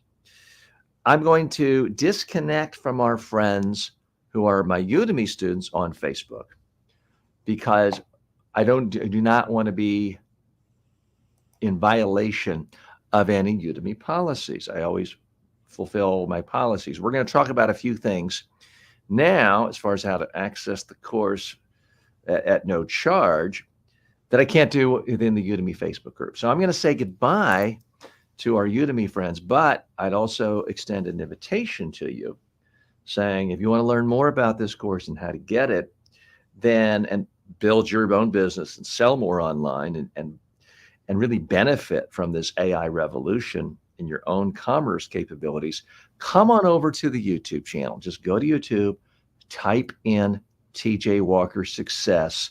You'll see the live stream there. If that's too much to remember, type in TJ Walker. I'm either going to be the first or the second channel you find. So saying goodbye to our friends on Facebook, Udemy page, Udemy group, I should say, now, but normally we want you on the whole time. So thanks so much. Come on over to the YouTube channel. Okay. So Sergey, I have disconnected from one of our streams. And the only reason I'm doing that is Udemy doesn't really want you talking about asking people for reviews or giving out free coupons, things like that. And I want to help you and me because, again, I'm one of your partners on this course. I want to help it reach even more people. And so I'm going to pull it up here a minute. And I just want to make sure, see where we are with promote. By the way, if you ever have a friend or a colleague or a family member who has a course on Udemy, or really pretty much any platform, the number one thing you can do to help them is to leave a positive review, an effusive positive review, and not just 5 stars and not just the word good. Give a couple of sentences talking about what you are actually benefiting from. That is what's going to help people the most. Okay, so Sergey, I'm in the course now, and why don't we go? Here's what we'll do. Special for our community here. Sergey, with your permission, why don't we create a coupon that's only good for 100 people? But we are expecting you to leave a review. You can say, I want it to be an honest review, but I do think that it would be nice to leave a review. Sergey, is that okay with you, or did you have other plans for, this is our last coupon for 7 days? Do you want me to make it, or you? No, I'm in it right now. I'm doing it right now. Okay. Is that okay with you that we do that? Yes. Okay. So I'm making this one. And it's going to expire pretty quickly. So I would urge you, go ahead and get this now and leave a review. Normally the course is listed. I mean, I think the full official retail price is, $195. It is, as you would imagine, often on whoops, I hit the wrong button. I'm multitasking. It is, as you would imagine, on Udemy, often on a steep discount, and can be as much as, as little as $9.99. But today, because you've watched this program, you are in fact going to get it at absolutely no charge. Of course, there is the biggest charge of all, which is your time. I mean, what's most valuable to you and me and really everyone is our time alive and what we give attention to. And so that's what I'm making the coupon right now. I will be sharing it with folks. What happens if it gets sold out? What's that? Yeah. What happens if all the 100 people take it?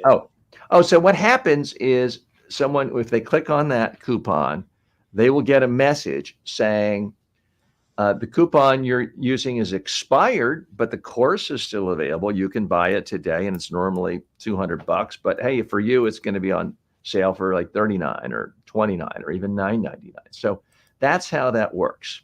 So, well, all right. Can you give the $10 too? So people who miss out on the 100, the first 100 who. So the first 100 people who are watching this better hop in and get it. Yeah. Because so I've just posted the comment. Yes. I mean, excuse me, the coupon. Now that's too long to remember, obviously. If you look in the chat, you will see it. If you are watching this on demand and it's later today, and we're recording this live today, April 23rd, 2024. If you're watching this afternoon, this evening, tomorrow, April 24th, there is a chance the coupons will still be active, but don't wait. Go ahead, take advantage of this great opportunity and start learning how to use the power of ChatGPT to build your business, to make your business more successful, to generate more profit. Because here's what I can tell you with absolute certainty. I can't promise you, take our course and you're going to be rich. I'm not going to promise you that. Sergey's not promising that. What I can promise you is your competitors are spending time right now trying to figure this out. And if you sit back and say, well, I'm not a techie, this is complicated stuff, your competitors are going to eat your lunch. That I do feel very confident in promising you, because the world is changing, and I've seen it myself in other technology shifts. In 1998, I started making online courses. Turns out, dumb idea. It was too soon. I lost a fortune. But I had a lot of friends in my field, in my industry. In 2010, also said, I don't want to bother with this. It seems it's too techy.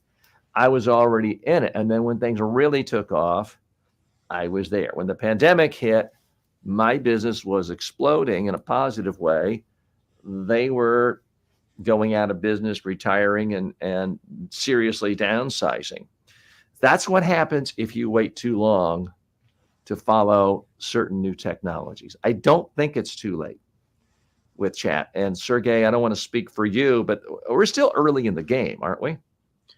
This thing just started. This is just brand new, the ChatGPT. A lot of competition is still refusing to use it because they are like, oh, let's do it the old-fashioned way. So right now you can really hands-on a lot of, let's say, if you're doing eBay or Etsy, you're definitely going to make a huge difference with using that.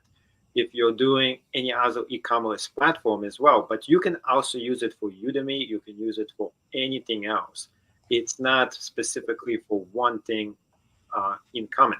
Now, there is a paid version of it as well, but you don't have to use the paid one. The paid one is for extra stuff like graphic manipulation, maybe transforming videos. I have not used the paid one because I don't need to use the paid one. The paid one gives you everything you need for 95% of the stuff that I needed. But maybe for you will have to go for the paid one if you want to translate this much text. How are you using artificial intelligence for images? And when you talk about e-commerce, so much of e-commerce is about the image. It's about pictures. Yeah, And there are a lot of different, there's Canva, there's a lot of different, Getty images, there's libraries you can buy, but there are people who are using artificial intelligence to create images and create a model that's a combination of 10 other people. So in theory, you're not violating copyright or someone's image. Are you using this to create images for your marketing materials online?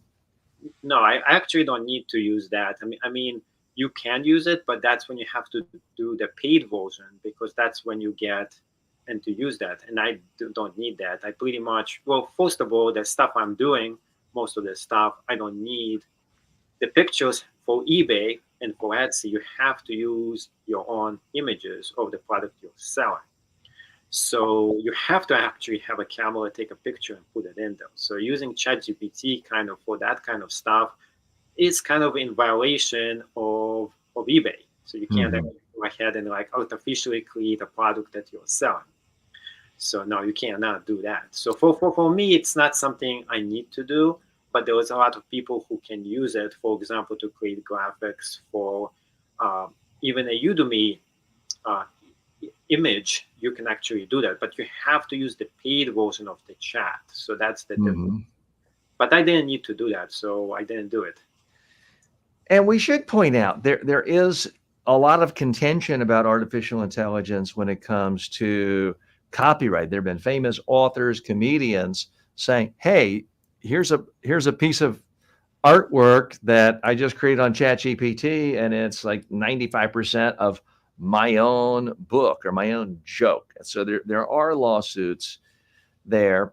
Certainly there's a lot of contention in Hollywood where Hollywood movie stars, directors are saying, this is horrible. You can just push a few buttons, make a movie, and it's blending together Tom Cruise's face with Liam Neeson, and they don't get any, any rights for that. Here's what I think where there is no controversy, at least for me, is if you have your own product, you've already created marketing copy, and it's your work, and you feed your work into the AI and ask it to improve it, you're not stealing anyone else's work. You're just using technology to improve it. In my mind, that's the same as using a spell check or grammar check. It's your stuff, it's improving it. So, Sergey, how do you feel about that? So that's pretty much what I do myself for that. It's like I already wrote everything there. I already put it over there, and I'm just using ChatGPT in order to make it better description and make it sound better. Versus some people are like, okay, let me take someone else's description on eBay, put that into ChatGPT, and do it like this. So you're basically stealing someone else's idea and making it better, which is not what I'm doing. I'm just using my own stuff. I write it all by myself, and then I'm like, okay, so let's make it even better. This is my version, but let me keep on communicating. And this is one thing I'm showing in the class, how I communicate with the machine and I keep on feeding into it. Okay, give me more ideas about, especially with Etsy, you need keywords for you to use. And there is a keyword section. And ChatGPT gives you all the different keywords you can put in there. So that's really a game changer because your listings on Etsy are going to be found versus the competition who is not. So that's a good one for that. But eBay works a little different. You have to have the summary, you have to have the description. So you have to work on two different things all combined. And I think that it really helped me with my sales. I mean, I've seen my sales go exponentially higher from last year just using this specific method. But for you, it's going to be all different. I mean, you're just getting started, but let's put it this way. You're actually getting ahead of the game by doing something different than everybody else who are not doing the same thing. And that I think is key. I've just pulled up here the ratings, the reviews. I mean, Sean said Sergey's years of experience from selling on eBay it really shows in this masterclass. He teaches you step by step how consignment on eBay works. The methods he teaches will help you become successful in earning more income. Now, what I like about that review, that's sort of a classic review, a testimonial that marketers like because it talks about the benefits to a prospective user. So, quick note, if you are trying to help out someone and leave a nice review, just saying, oh, Sergey's great, TJ's great, that doesn't really help. You need to talk about something that is beneficial to the actual prospective customer. That's what helps so much. Sergey, hang on one moment. Okay. We have Dawn Chubey with us. Dawn, thank you so much. Really excited about the time we're going to get to speak. Did I make a mistake? Are you early or am I late? No, I'm early. I thought, thank you so much for adjusting for my Pacific time zone, but I thought I'll have my coffee and listen in and I'll be ready whenever you are. Oh, great. And Dawn needs no introduction to those of you in Canada. She's very famous there and one of the top sellers on the home TV show, on the home TV channel there, selling products. She's a world-class expert on the art of selling through video, through TV. And Dawn, since you're here, why don't we take advantage of you and exploit you? Because Sergey is one of my colleagues and a partner. He has a great new course called ChatGPT E-commerce Mastery Scale. It's available for sale on the Udemy platform and a few other places too. So we're attempting to pitch it right now. We've just given people sort of an overview. We showed his promotional video. We've been going through what some of the reviews say, trying to stress the benefits to people. We have given a free pass to the first 100 people in hopes of getting some more excitement, more momentum. The course already has 1,000 students and astronomically high reviews. But like in a lot of different platforms these days, the more students you have with high reviews, the more reviews, it really pushes the algorithm and gets it up. So that's why we're giving away some free coupons. There's always a balance between you give too much, why would anyone buy? You don't give anything, there's not enough social proof. So we would love to, and because we want to talk about your programs and how you sell, but pretend for a moment we're your students. What advice do you have for me and Sergey on how to sell a course by speaking to people in live formats like this? Well, and ultimately, one of the things you just did in your pitch was explain some of the, oh, there's my alarm to remind me not to sleep in. Sorry, guys. That's the first thing, show up on time. Yeah, no, I mean, the idea of also ensuring that you are, again, getting enough social proof when you are selling a product. So what you're selling, sorry, was it Sergey? Yes. Okay, so Sergey, I mean, obviously what you're selling is a product, but it's also essentially a service, right? So whether you're selling a product or a specific service, you want to make sure that you have what we call in the product-based industry, things like testimonials and reviews. And product reviews, when you have that, those are real people. So the word authenticity, as we know, was the word of, I think, last year, and probably the word of forevermore.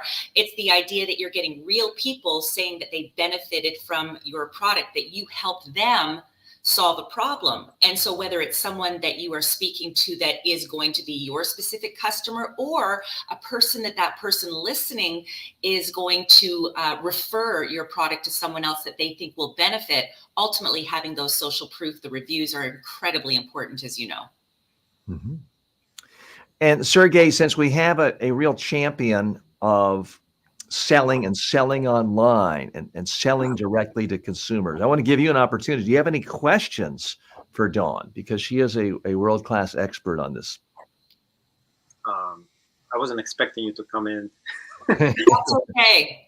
That's okay. You know, ultimately, and just to sort of clarify too, when we're connecting through the screen, often when we're selling in person, we think of, okay, we can read body language, right? We can identify objections or areas of friction to purchasing a product, often because we can see it in the eyes and the body language, or someone feels comfortable enough to sort of go, I'm not sure. When you are dealing with someone through the screen, you can't see the looks on their face. They may or may not engage. And so as someone selling through a screen, and it could also be in your copy, it could be any of that, like whatever you're writing on your e-commerce site, you have to be able to anticipate all of the many motivations, and you have to be able to anticipate all the many potential objections. You're speaking one to many, and because you can't see that person, you have to be able to be a little more proactive and not reactive when you're selling.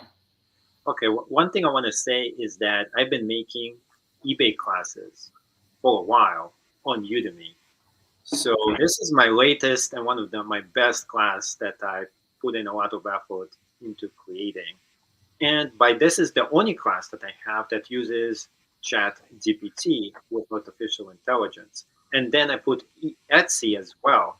So people who are selling on Etsy can figure out what to do, how to enhance their listing and everything else too. So this class, I mean, if you're getting it for free, you're getting a great deal because, let's put it this way, some people maybe pay almost the full price to just get this. So that's a good deal.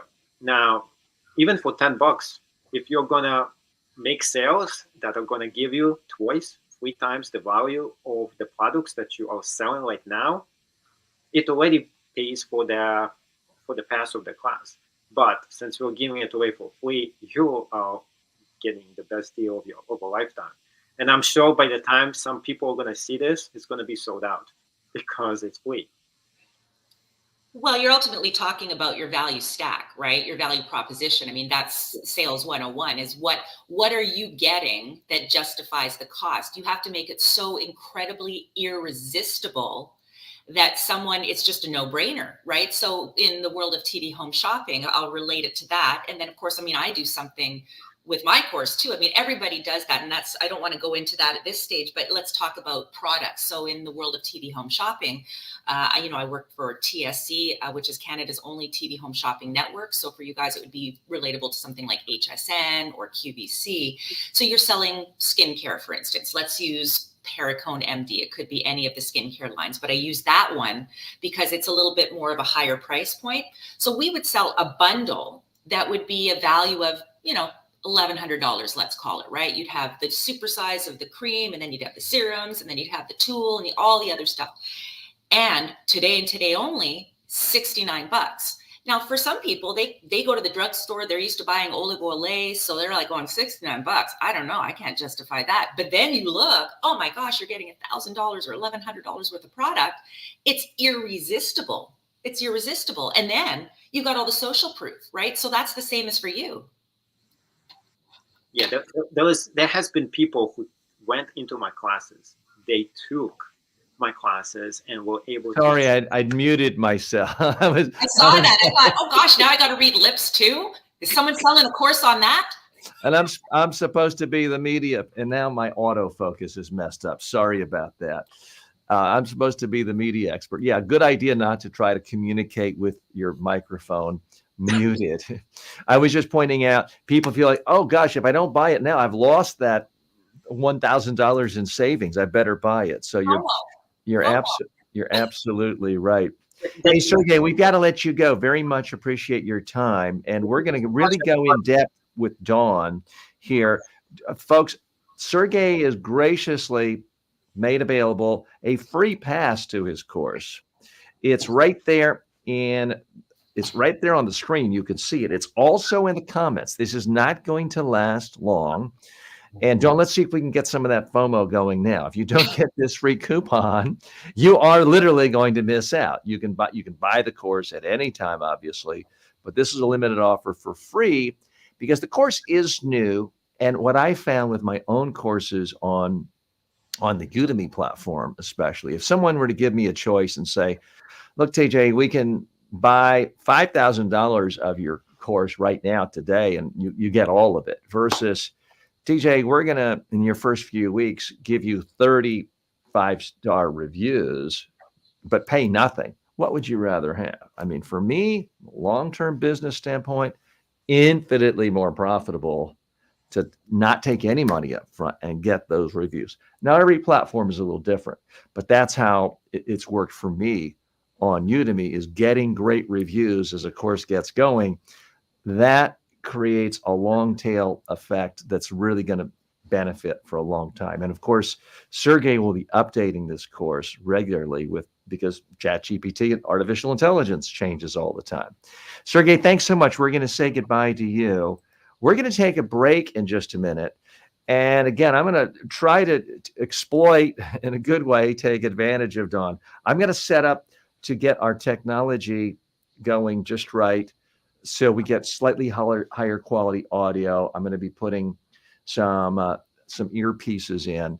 And so we'll be taking a break for a couple of minutes. While we're doing that, I'm going to show Dawn, and I'm going to play for all of you some ads that I've made for the Amazon Influencer Program, where I'm essentially trying to be the junior varsity or the poor man's version of Dawn, where I'm selling stuff directly to consumers in an online environment. So I'll be showing that and asking for her honest critique.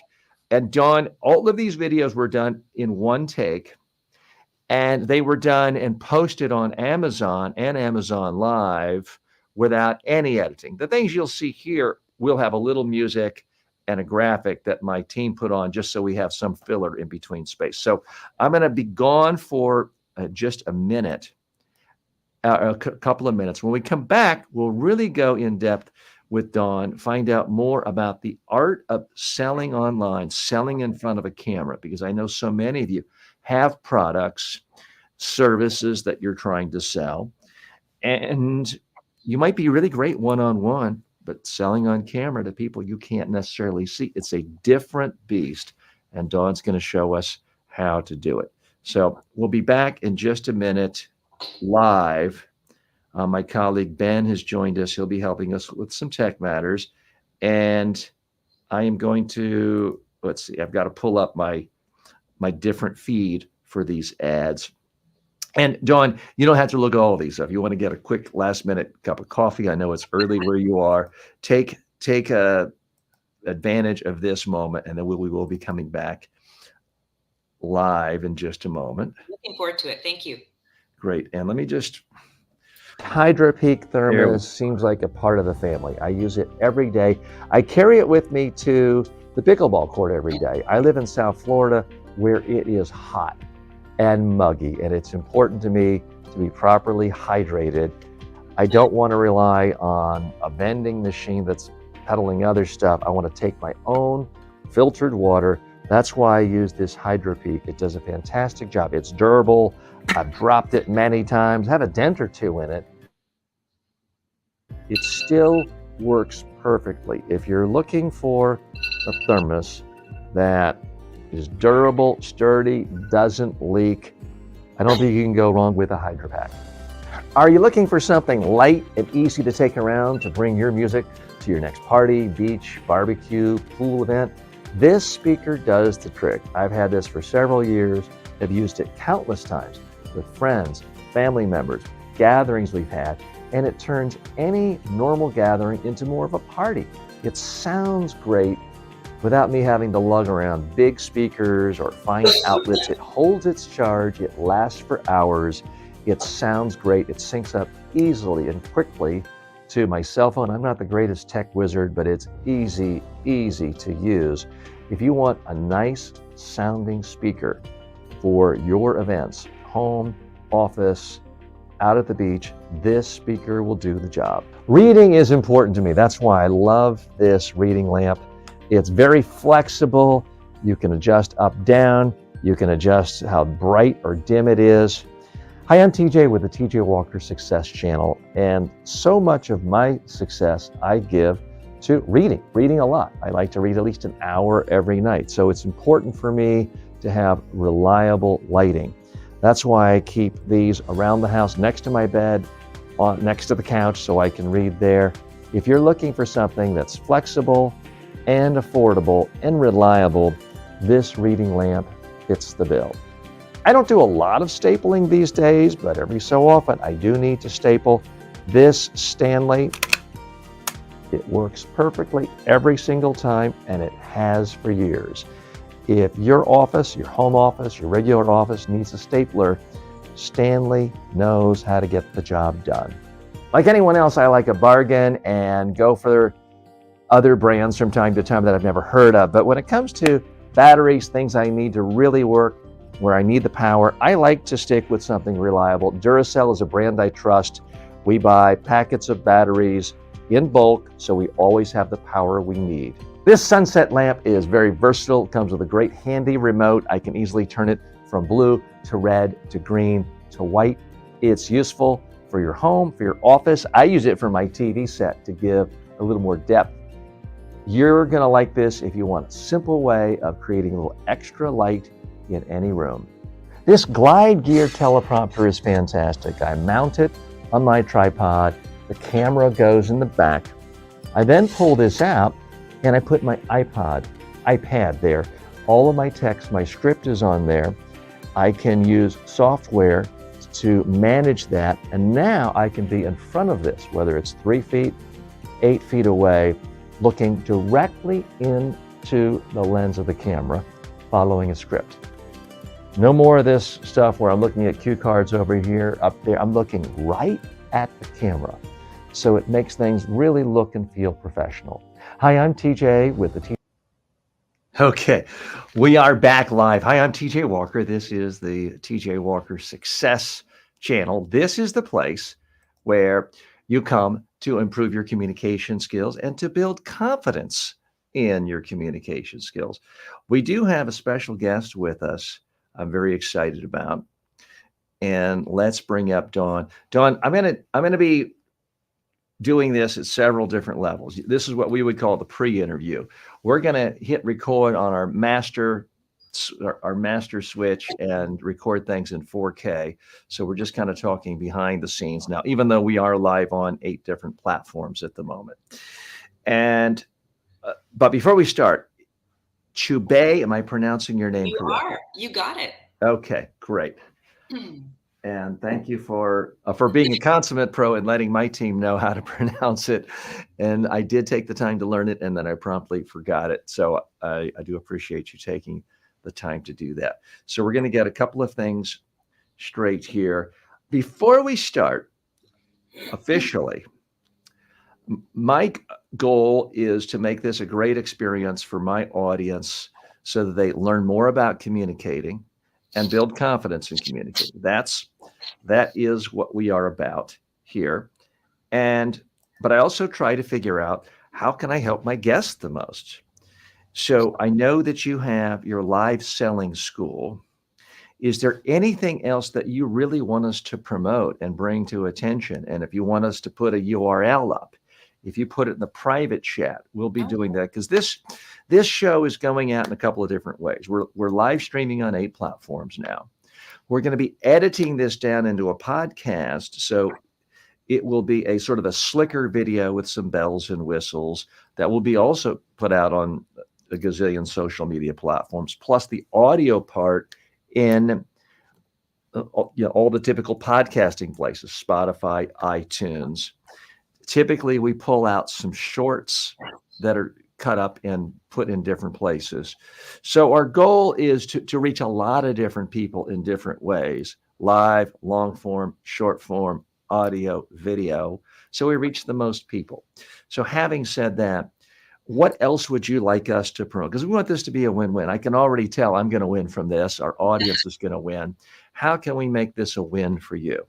Sure. I mean, I just appreciate the exposure. Obviously, I'm just building my business. I mean, I've been working on it full time for the last 8 months or so. I have released my course, so I put the URL in the chat. I'm also thrilled to offer anybody that wants to sign up 40% off my gold level course if they're interested in that. So happy to do that.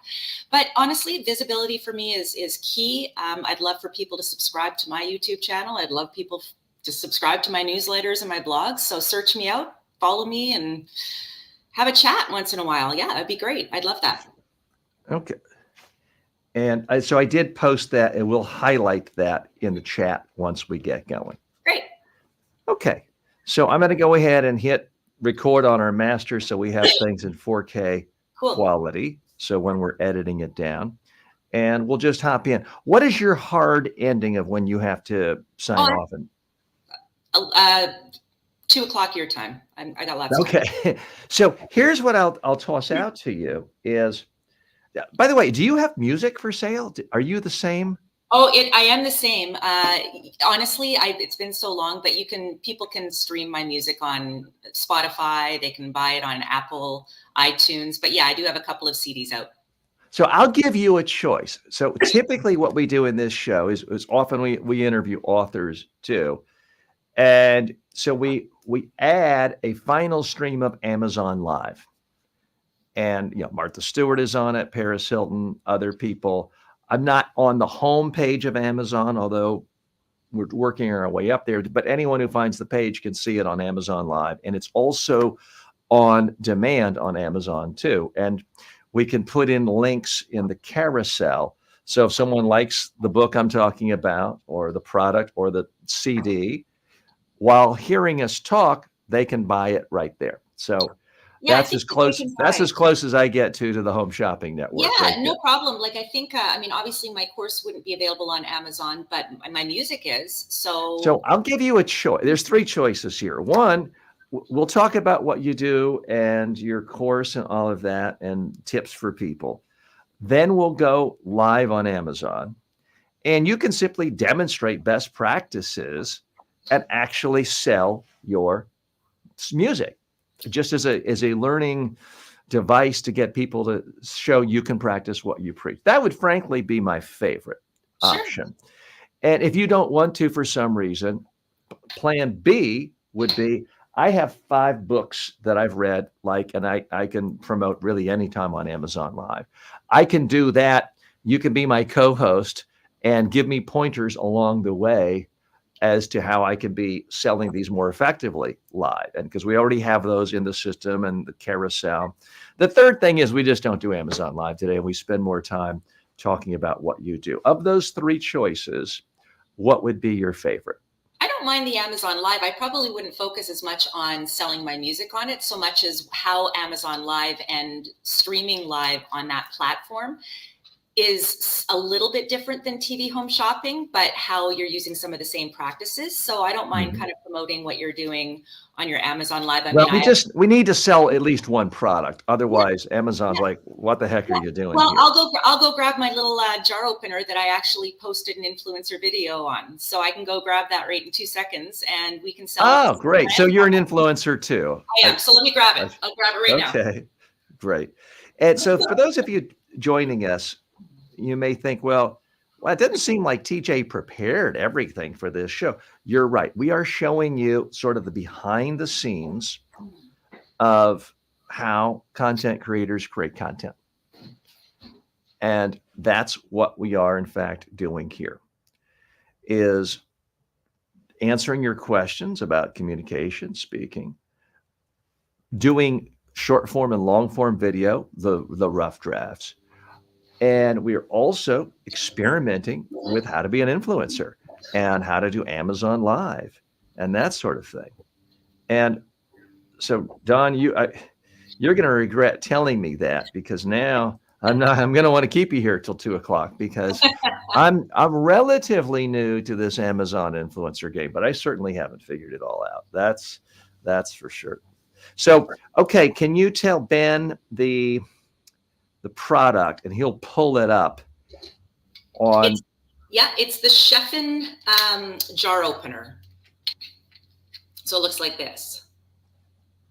And so for those of you wondering who I'm talking to, Ben is my colleague and our producer here, who does such a great job of all the behind the scenes things. And when I say, and this book I'm talking about is available in the carousel, he's the one magically pulling it up.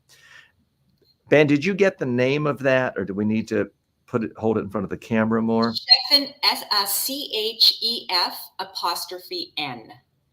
And it's a jar opener, so it does that. So if you even look up my influencer account, you'll see it on there too. It's all linked up easy. Okay. The name again, you said? Chefin. Do you mind just, I apologize, Don, because our audio we're getting a little distortion. Do you mind just typing in the chat, the name of that? Sure. I want to make it easy on Ben because he's doing 10 other things. So there's an apostrophe, but there we go. Okay. There you go. Okay, Ben, are you able to see that in the private chat? Yeah, yes, I can see that. Okay, great. So Ben will get that ready. We'll say we'll put him back in the green room for now. I'm going to go ahead and start this sort of officially, and we'll have some fun with it. Great. And then my other question is the literal name of the network you're on TV Home Shopping? It's TSC, which is the shopping channel. Okay, TSC. Yeah, so I went from, just so you know, I went from being a host. I worked there as a host for 7 years. And then when I moved back to Vancouver, I now go in and sell jewelry. So I'm now a vendor guest.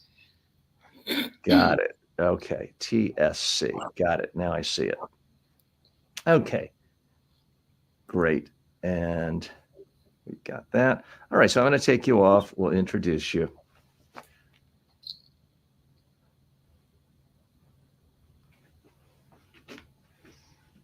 We have a special guest for you today. She is one of the most internationally renowned experts on the art form of selling direct to consumers online, on TV, in front of a video camera. Now, a lot of you may be thinking, I can sell one-on-one. It's a little different when you're staring at a camera. You don't know who is looking. Our expert is extremely renowned in the country of Canada. She's been on the TSC network, the home shopping network there, equivalent to the U.S. home shopping network, QVC. She has been a mainstay there for a quarter of a century. And we're so happy that she's here with us today to share insights. She's also a principal of Live Selling School. So if you're at all interested on how to sell in a live video format, you're going to want to pay close attention. I'd like to give a nice warm welcome to Dawn Chubey. Dawn, thanks for being with us today. Thank you so much for having me. Really appreciate spending some time with you, having a little coffee and a little chat. Great. We can already tell you seem warm, you seem friendly. A lot of people look at a home shopping network and say, well, I can do that. It looks easy. Well, it's not that easy. What's the first mistake you see most people make? Is it trying to memorize a script or having a fake smile on their face? Where do people go wrong?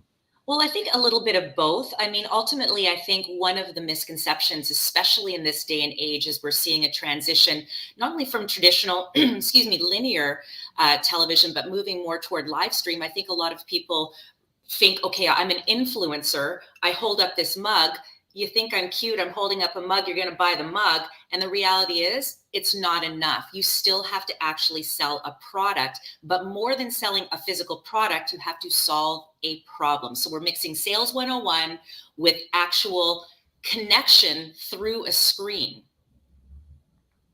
And that's easier said than done. A lot of people can talk about it. You've actually done it. Our guest today, Dawn Choubey, is responsible for selling $30 million of products through live streaming and live television. How did you get into this line of work?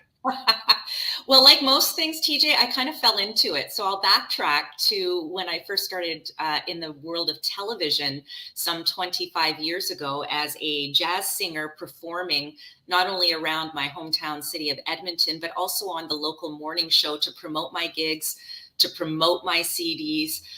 Fast forward to when I was asked to audition for that television network to do the weather and traffic with zero experience, but apparently enough personality that they thought they could train to do the rest. And here I am in the world of media. And it was 7 years ago that I guess almost 8 now, where I went from traditional media, which would be breakfast television, #1 morning show here in Canada, to moving to Ontario with my husband, where I was able to get a job on the TV Home Shopping Network there, TSC, where I was taught to sell. So that's kind of how I got into it. I had no experience in TV, but lots on the stage, lots performing. Someone taught me how to be on TV, and then someone taught me how to sell. And now I'm teaching others to do all the things that I was taught to do, thankfully, because somebody believed in me and thought that I was trainable.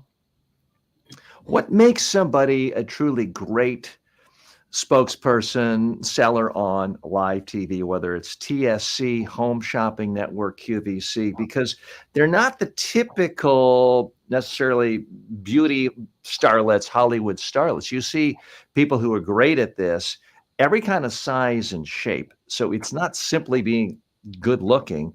What is it that really makes someone successful at this? So first of all, I love that you put it that way, because in traditional media, and I'll speak from a woman's standpoint, and luckily, I mean, I can't say I've experienced anything because of age or weight or anything like that, but that is typical in mainstream media for women, not as much for men. Men can let it all go and they're still fine. Women, not so much. The world of TV home shopping and live selling. Were you looking at me when you said let it all go? No. But you're right. I mean, the world of TV home shopping, the reason why you can be any shape or size or frankly any age is because you will be relatable to somebody. And if you are selling product, you want to relate to as many people as you can. And there's always going to be someone watching that goes, oh my gosh, Dawn's like me.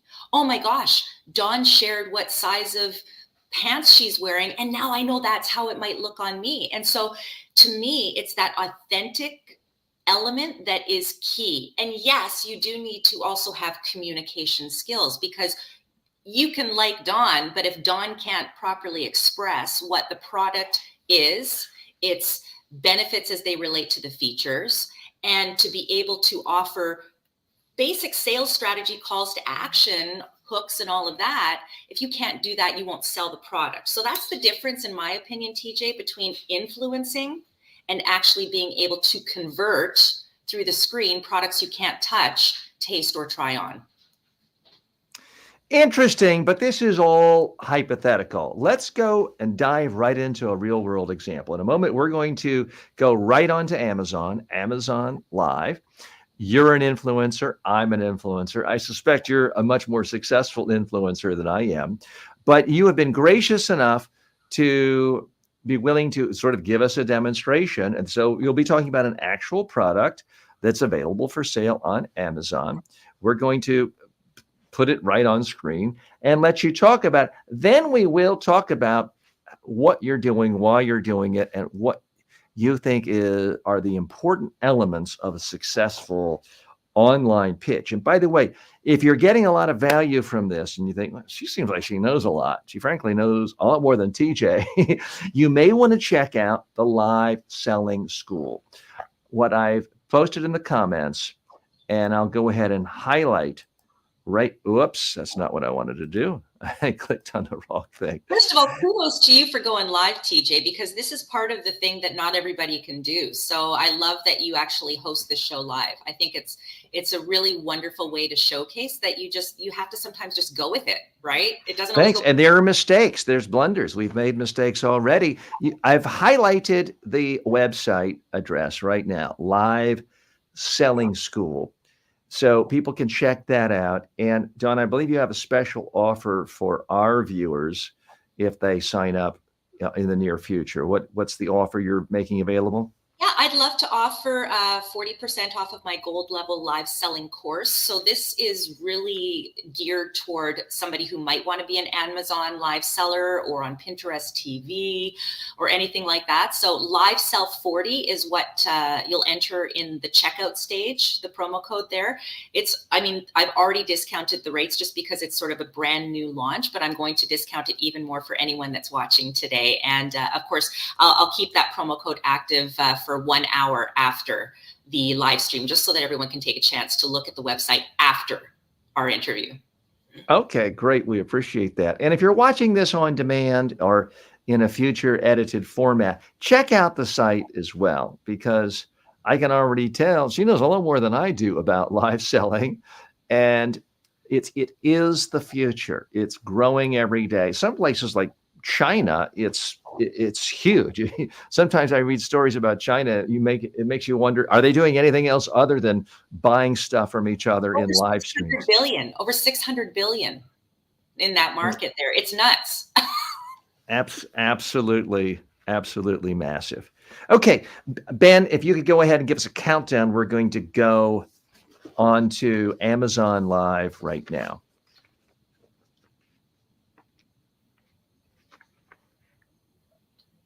And Ben, I'm not hearing you, but you can just do it with the fingers.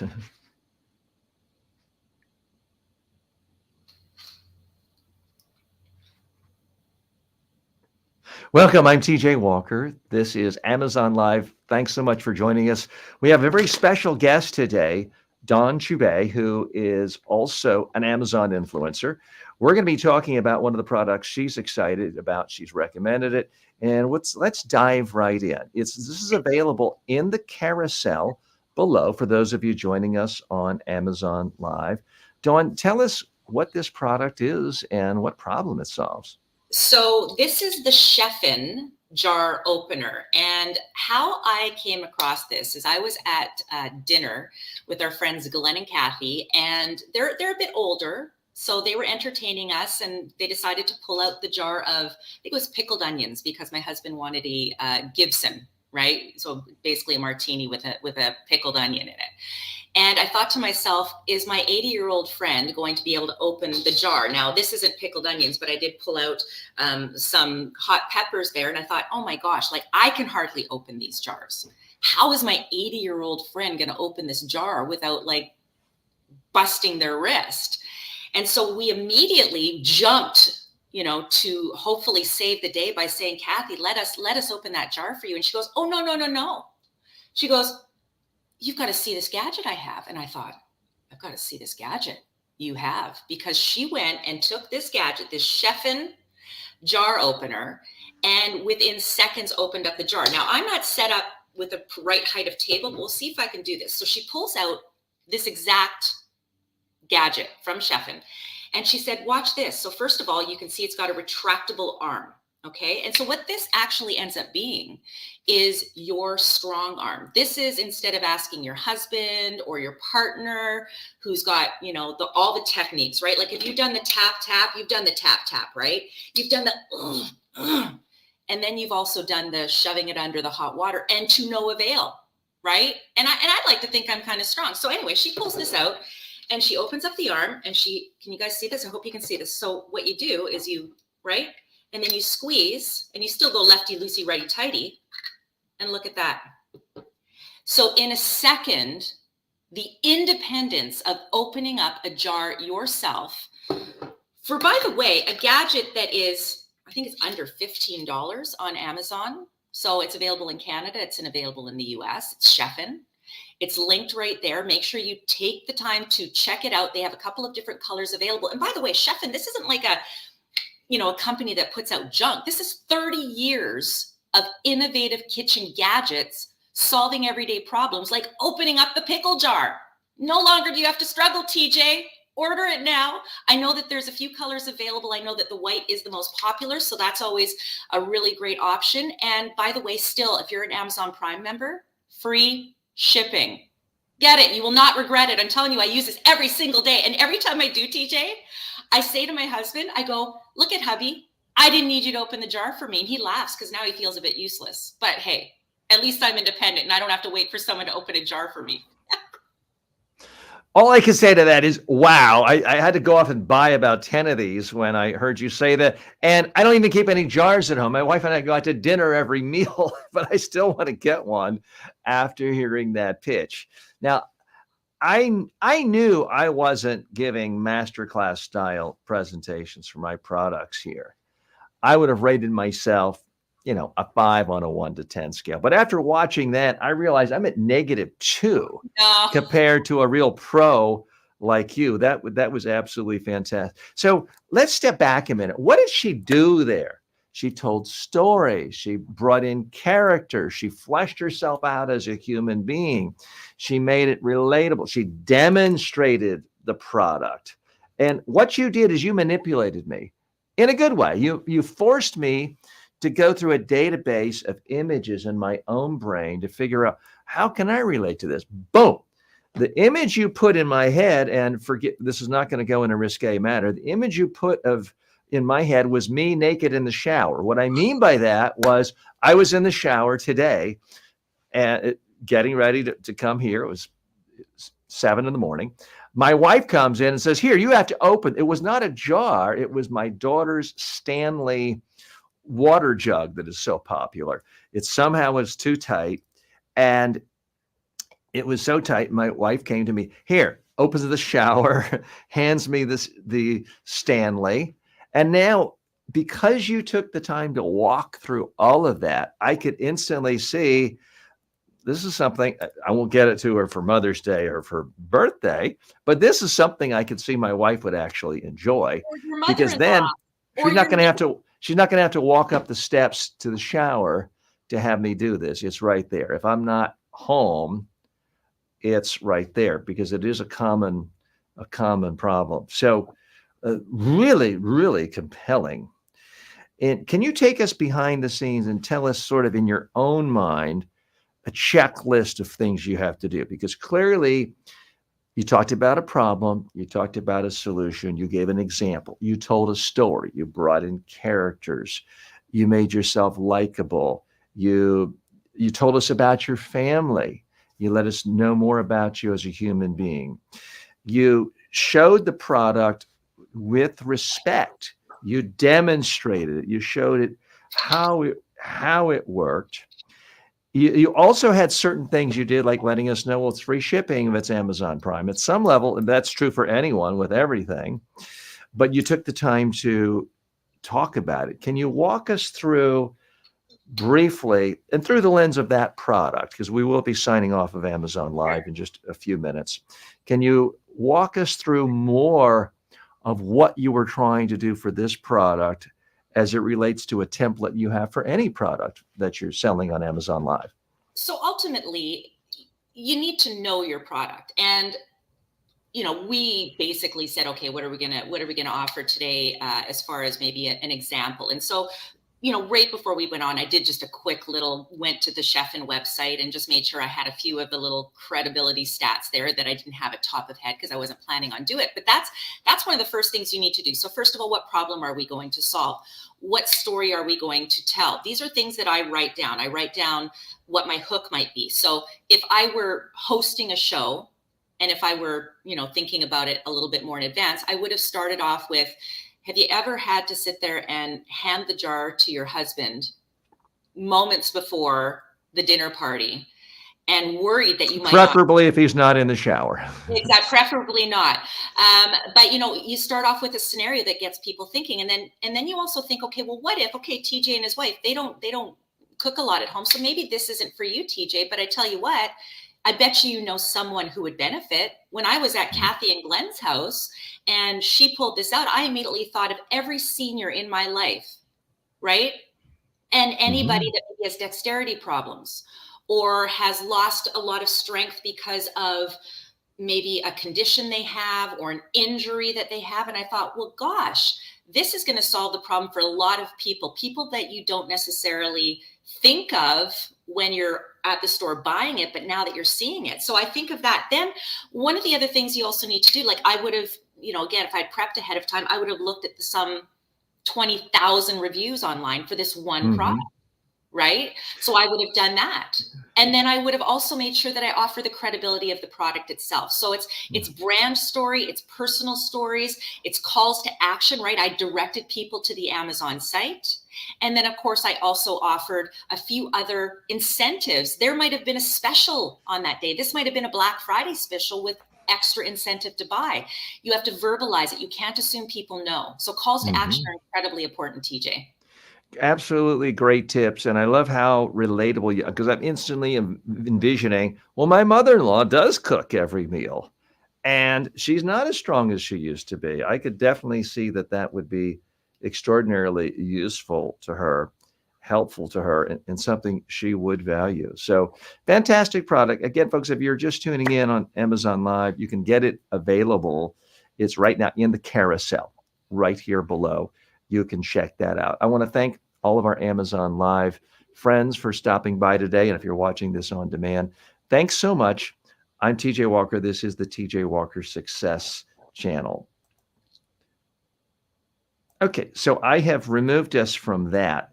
That really was a masterclass right there. I feel guilty for not paying you your full fee just to watch that. Walk us through, and those of you just joining us live, we have Dawn now I've already botched it in my own head. Dawn Bay. So the A is chew your food long. The I is silent. Dawn Chubey. Dawn Chubey, internationally renowned expert on live selling online. She has her own school, liveselling.com. And I hope I didn't get into trouble because I accidentally left this up when we started our Amazon Live, and Amazon doesn't like you directing people off. So I hope that doesn't get us into trouble. We threw the product up extra long. I'm sure they'll be okay. We'll ask for forgiveness after the fact. Let's hope so. So walk us through what you were doing, because you did so many things, the clarity of detail.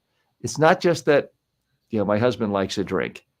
He likes a martini. Well, I can relate to that. I like a martini with extra olive juice. Well, I like it with olive juice. Hey, these are my kind of people. You do all these things to make it so relatable. Nothing you said had the slightest hint of memorization or, oh, I'm following the marketer's boilerplate marketing message point. Everything came across as just conversational, a friend sharing. So many things you did well, but if you wouldn't mind, analyze as if we played back that video here. Analyze what you did so our own viewers and our community members here can learn, because you made it look easy, but that was not easy, at least not for someone who's not used to doing that. Walk us through everything you did right there. I mean, there's ultimately a formula, and it's very much based on what home shopping hosts globally have done for 50 plus years, which is why I call my live selling method the HSH method, the home shopping host method. So again, understanding basic sales techniques, but through the screen where you can't touch, taste, or try on. So for example, and I'll run through kind of the order of things, but just because it's front of mind, if I, again, would have planned for this a bit more, I would have also said how easy it is to extend the arm. And for instance, if you can open up toothpaste lid or something like that, I would have to think about it more thoroughly. I would try to relate it to something that people do understand and have experienced if they've never experienced this product. Mm-hmm. So then if I go, okay, you're going to open up and then you're going to squeeze. And by the way, the squeezing it's literally just like making a fist, and you don't have to do it very hard. So if you've got arthritis, you can do it literally. I could do it with, once it's extended, I could do it with it's using leverage. It's a lever. Exactly. So you would try to be as descriptive as you can. So let's walk through that formula. So first of all, when you're going live, my recommendation is even before you say, hey, I'm Don Chube, or hey, I'm TJ Walker, you start with the hook, because without the reason to tune in, why would they bother, right? And unless someone's watching because they're a fan of yours, of course, they're watching because of you, TJ, or they're watching because of me. But if they're tuning into Amazon Live, like just randomly, or came across on a social media thread, you want to make sure people have a reason to tune in, because then they'll care about who you are. So why do we need this product? Well, if you've ever struggled with opening up the pickle jar to the point where honestly you thought your wrist was going to fall out and you're breaking a sweat moments before the guests come home, I want you to stick around, because I have the perfect solution, which, by the way, for as many times as you're going to use this Chefin jar opener, it will work out to literally over the course of a year, a penny. Okay. And then after that, it's basically free. And that's why at $15, it's like, you cannot not get this. And in fact, you might want to get two, so that when after 3 years, this eventually wears out, you're going to have one handy. Or when someone comes over, like when I was at my friend Kathy and Glenn's home, she could have just handed this to me. And now you've got that great gift closet gift. So we start with that hook, right? We want to go into, features, but only as they relate to benefits. So the feature of how long this arm is, and again, I don't have the stats on me, that would be something I would prepare. Let's say it's 4 inches. It's not going to work with every jar. And we don't want to lie about that saying it is, because it's not. It's going to work to the extension of the arm. So it's going to work for that pickled beet jar that you've got. It's not going to work for something that's less than an inch. So that's important to note as well, right? So we're going to relate to the features as they relate to the benefits. So but it will open my olive jar for my martini. See how you planted those seeds in my brain, and I can't stop thinking about it. And permission to buy. Right. So we've got the hooks, we've got the features the benefits the features as they relate to the benefits. The things we don't care about, we might care about what this is made of, but I don't know, do we want to spend a bunch of time on it? Probably not. We want to do the things that actually matter as they relate to the benefits. And then of course we want to be able to offer calls to action. We want to be able to offer the fear of missing out. You would have heard in my presentation saying, there are 3 colors available, but when I was looking online, it looked like there's literally 20 left of the white. So if you really if you've got that pristine white kitchen, you don't want to wait on that. And the reason it doesn't sound forced, TJ, is because I'm a genuine fan. I'm a genuine fan of this, right? So I would say that, in the world of TV home shopping, I had to sell thousands of products, and some I may or may not have cared about, but I knew that somebody would. So the research becomes important, but if you're selling as an influencer, right, you want to be passionate about the product, and you want a personal experience. And if it's not your personal experience, then you better do your research, read the reviews, and find out who did benefit from that particular product. Our special guest today is Dawn Chube. She is an internationally renowned expert on the art of live selling. And as much as I like to think of myself as a communications expert, I've been training people how to communicate effectively for literally 40 years. Did my first media training in 1984. Hearing you is an eye-opening experience, because it makes me realize 99% of what it takes to be effective live selling, I have no idea. In a minute, I want you to have a new can opener, but this time I want it to be your live selling school. I want to turn the screen over to you and just listen to you and drink up your Kool-Aid here and really learn from you. And I want to give the audience, whether they're watching today on YouTube, Facebook, Twitter, Twitch, X, Instagram, I want to give them an opportunity to really understand what it is you do and how they might benefit from the live selling school. We've posted the URL right there. And I'm sure you'll do it, but let us know, does this apply to people who are brand new Amazon influencers? Does this apply to people who've just signed up? Target's got a program. Walmart's got a program. TikTok has a program. All these programs, I want to hear how you position this, how you sell it. So you let me know when you're ready to start, but I want to just go full screen and let you talk for 2 or 3 minutes. I want you to sell me on this live selling school, and then we'll talk about it in a little more detail. Does that sound? And you tell me, how many minutes do you want? Because Oh, I can listen to you all day long. I tell you what, TJ, let's plan for a minute and a bit, but it'll be a very obvious when I'm done. I'll do a final Great. call to I'll just action. come back. I'm not going anywhere, believe me. Just come So, back. so again, what we're about to hear is a world-class expert. We're going to get a mini master class on the art of live selling. And she's going to just give it to us right here, Dawn Chubey. And then when we come back, I do want to talk about, I'll be asking you follow-up questions. By the way, if you're listening to this live, watching us, you can ask Dawn questions directly. You can join us on StreamYard. We posted the link in the comments. We can post that again. Because all sorts of questions come up with me. What's your relationship with a live selling versus the on-demand? Amazon influencer does both. Does one feed on the other? Which one generates more revenue? All sorts of questions popping up. But I'm going to close my mouth now, turn it over to you, and I really want to know what live selling school is, who it's for, what you get out of it, and all of that. So without wasting more time, here's Dawn. Thank you very much, TJ. And yes, I mean, we are seeing the world of retail completely change. Maybe you're a business owner, a small business owner who is still struggling to get your sales from your brick and mortar store back up to where they were pre-COVID. Maybe you are somebody who has decided you want to have an extra revenue stream, right? Selling products and influencing products that you love. Maybe you're an influencer who started off when you were one of a few really great influencers, and now you're seeing an incredible, almost like flood of people calling themselves influencers, and that market is diluted, and you now want to stand out. So that's who Live Selling School is for. So first of all, I want to let you know what live selling is. First of all, live selling is something you probably do all the time in person, but now because of technology, you've had to figure out a way to communicate through the screen. So you see this, right? Through that screen, we might have one person watching, we might have 1 million people watching.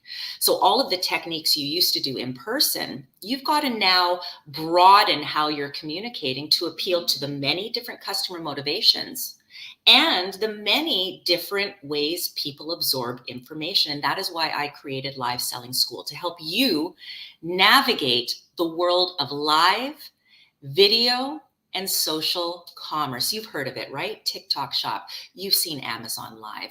You've maybe even seen owned channels on a website, someone actually selling product. Now, live selling can be done very inexpensively. If you are a small business, you can host a Facebook Live or an Instagram Live.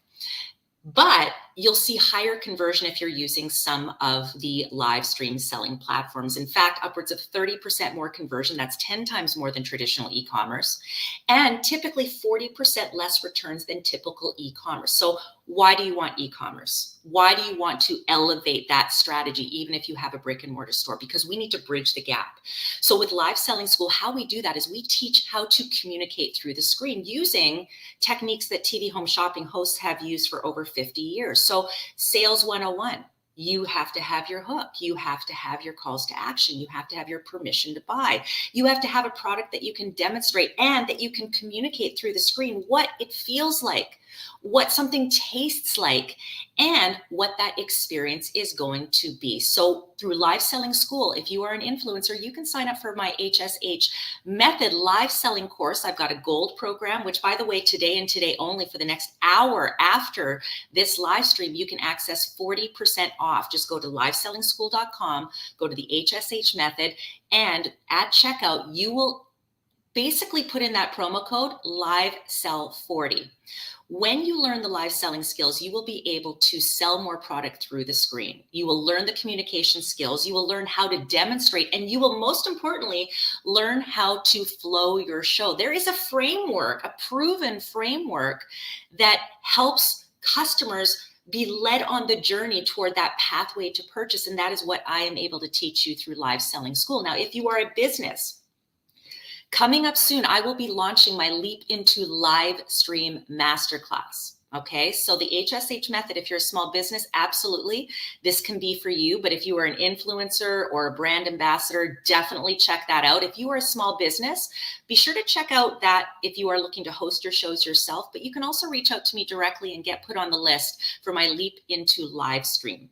No matter what your incentive, no matter what your motivation, go to livesellingschool.com. And TJ, I know for anybody that's out there, there's always the sort of, ooh, what's the hesitation? Why Dawn? Well, there's a handful of people who know how to communicate through the screen in the way that I do, in the way that TV home shopping hosts have done, in the way that has helped me sell over $30 million worth of product. And so if you're going to learn from somebody, would be great for you to learn from me. I've got the proven techniques, the techniques to sell through the screen authentically. And you can find out all those details about me and my program. And of course, that 40% off live sell for 40, live sell 40 at livesellingschool.com. Reach out anytime if anyone has any questions. But TJ, that is what Live Selling School is all about. Wow, that was a fantastic pitch, a masterclass on the art of selling and the art of selling live, about how to sell live. Really good stuff. Now, where do you typically, if someone comes into your school, where do they start? Because I've never really paid much attention to selling products or live selling, because I was busy selling my own products and services, because I've been selling workshops and seminars and books and DVDs and CDs, online courses for years. And, when you sell your own stuff, you get a much higher percentage of it. If I sell a speech or a workshop, I get 100%. But I have just recently, in the last 4 months, sort of gone into this world of influencer selling live and on demand, because I've had so many of my students, customers, clients say, TJ, I want to speak more, and I'd like to make some more money. I don't want to spend time pitching conference planners to speak next to Anthony Robbins. They won't return my call. I don't want to spend time trying to get meetings with brands for brand deals, because that could take 6 months. And then one of my colleagues said, hey, there's this thing, Amazon Influencer, where you're no longer pitching to get in front of people. They put your video in front of people, and you don't have to pitch brands because they marry you with a brand. So that's why I say, okay, let me hop into this, experiment, so I can be helpful to people. But I have no idea, was that the best program to start with? The worst? Because Amazon's got one, Walmart, Target, every major social media platform has one, eBay. And plus there's the whole aspect of just user generated video. You can make a video and then try to sell that to a product. You can go to ClickBank and do something just on your own website. There's so many choices to choose from, making videos on demand. And then there's the whole live component. How do you weave someone through this journey? What's the logical starting point? So when you go to livesellingschool.com, first of all, there are free videos to explain what live selling is. So if you're watching or listening right now and you're going, I still don't quite get it, what TJ and Don are talking about, I do have 4 free videos that it's 18 minutes in total. So it just lays it out. It tells you what the conversion opportunities are, what the platforms that you can use are. Amazon Live, I include in that as well. I've got a couple of ebooks as well, if you're sort of curious on that. But the journey is when you, for instance, sign up for my course, my HSH method course. We start off with, again, Live Selling 101. Then we work through everything from live selling techniques, which again, really is a combination between the in-person sales techniques, but elevated because through the screen. What's it like to talk all by yourself, right? Like or do you want to have somebody with you when you're selling your product? Because there are several different ways that you can live sell. And then we also talk about the importance of live selling and why it has that higher conversion, upwards of 30%, right? 10 times the amount over traditional e-commerce. And it's because there's now a face behind the brand. You have real-time interaction. And how do you navigate that?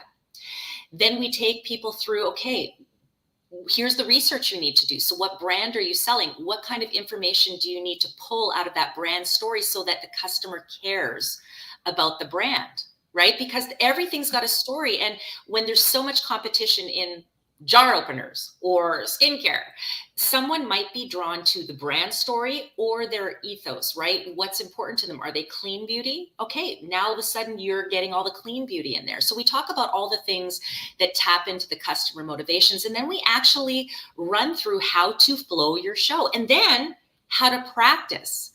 Now, TJ, you brought up video, and I think, the strategies are the same as far as how you take someone through a pathway of purchase.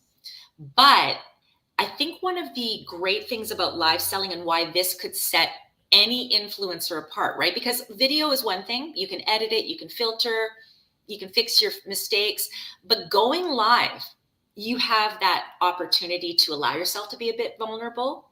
Some of the best interaction is when you mess up a little bit, and that's okay. Mm-hmm. Right? Because it shows you're good human. thing. You're relatable, right? Yeah. But it's the real-time interaction. So, why do you have a chat box? Well, because we want people to know that we can address their questions or concerns right now. And for somebody that is on the fence about purchasing a product, it might be that answering of that question that gives them the confidence to purchase, right? Because if you were in store, TJ, as a salesperson, because ultimately what are influencers in live selling? You're salespeople, and you have to understand that too. It's product first. People might be joining because of you, but they're not buying because you say buy it. It's product first. That's the most important thing. If you were in store, you'd have a chance to answer someone's questions. On a video, they might wait. They might post something at 3 a.m. when they're scrolling on TikTok, and then they got to wait till noon the next day. Well, by that point, you've missed that opportunity of the impulse buy. So for someone starting out, how do they find it out? I mean, you've been the upper elite aspect of live selling because you were on Canada's #1 home shopping network where they had an audience brought to you. For someone who says to themselves, look, I've got some free time. I like to speak. I'm articulate. I've got products I like.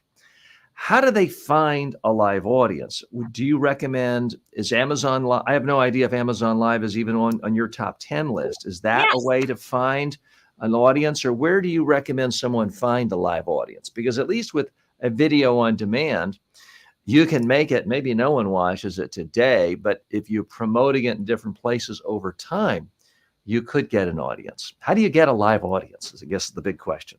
Well, I mean, listen, first of all, if you've got a significant amount of influence, followers, newsletters, you're going to promote it the same as you would promote any appearance. I would say also multi-purposing what you do for live. So yes, I 100% see. I mean, and that can be discouraging, right? If you're going live and you see, oh gosh, there's like 15 people watching, oh my gosh. The thing is you have to do it the same whether there's 1 or 15, because you can also repurpose that content to video. Okay. And yes, maybe you're not getting that same real-time interaction, but that's how you build, right? And you also have to stay consistent. So I always say, yeah, it can be discouraging if you don't have that many people watching, but you're building, you keep building, you keep building. And if you put out great content, they will come. The product becomes the content, and you do have to build it. So with Amazon Live, just to go back to your question on that, yeah, unless you're a major influencer with a partner that has sponsored, for instance, your stream. So let's say Chefin said, oh, we love how Dawn did that. We're going to sponsor the live. Well, then all of a sudden I'm on Chefin's channel and I get the benefit of sort of that cross influence for sure. You have to build it the same as you do anything else. And you only do it by establishing credibility and likability. And ultimately you build it and they will come. So Amazon only posts you essentially on their main feed if you're somebody's, you're somebody. But that doesn't mean you're not going to still sell based on having maybe even a small number of followers, for instance. Amazon has pretty good commission rates, relatively speaking. So, I think it's a great place to start. It's free. You have to have a certain number of followers to make it work for you. That's forgive me for interrupting. That's really my big question, because I get this question all the time. What is the single best place to start if you want to get in this game? I was under the impression it was Amazon Influencer. Do you have another program you think is either better or a close number 2? I would say the thing, because Amazon already has the reputation, it's an easy place for people to have the trust in what they're buying. So if I were sitting there going, there aren't a lot of options that can compete with the Amazon name. So, if I was sitting there, go shop at, blah, blah, blah.com, there's going to be people that go, oh, is that a legit site? Right. So I think, the idea that not only do you host your live, but ultimately you're directing people to your storefront. So whether that's video or live or with Instagram posts, ultimately that's going to be what drives the follower count and eventually your fan base. If you ever look at Amazon Live, like the kinds of shows that people produce, it's really quite a great masterclass in itself. So you'll get people that go, okay, Friday night sip and savor, and they will host a cooking show. And it's like less about doing a product pitch as creating a visual of what an experience can be like. And then it ultimately is product placement. So, if I was to host a show where I'm showing people how to make a dirty martini with your favorite olives there, TJ, I would literally go, here's my secret. I use this kind of bitter. I use this. And by the way, all of that would be sold on Amazon. People would see me opening the olives. I'd hardly even have to mention what I'm doing. And all of a sudden I would see my feed blow up, even in the video, going, oh my gosh, what was that gadget you used? So you sort of have to just trust that eventually, if you produce great content, interesting content, and that's the case with any live selling event, which is what I teach in my live selling schools, how to create a theme, they will eventually come. You have to create it because you love to create the content and you love the product first. But Amazon is one of the best ones. Pinterest TV, I find a little bit clunky, but they do have a program with that as well.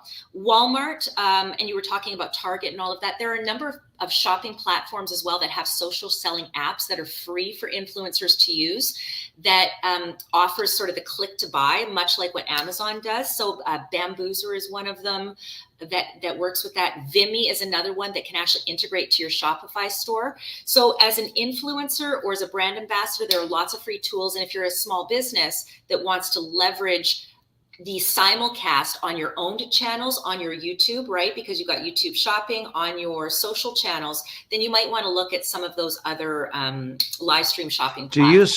Do you simulcast, or do you do just an Amazon influencer live on a Monday and a different one for Walmart Tuesday?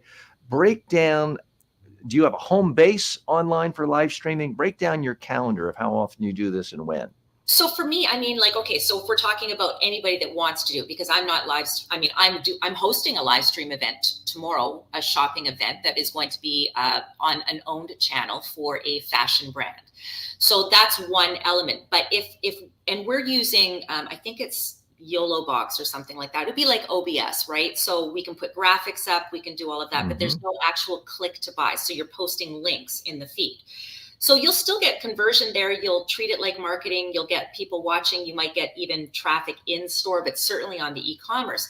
But if we were to now take that model of what I'm doing tomorrow night and decide we want to simulcast, you would use one of those shopping platforms. So for instance, Spree is based out of Denmark, but they just signed up with a bunch of brands, I believe in the UK. They've got brands that are in Canada as well that are leveraging them.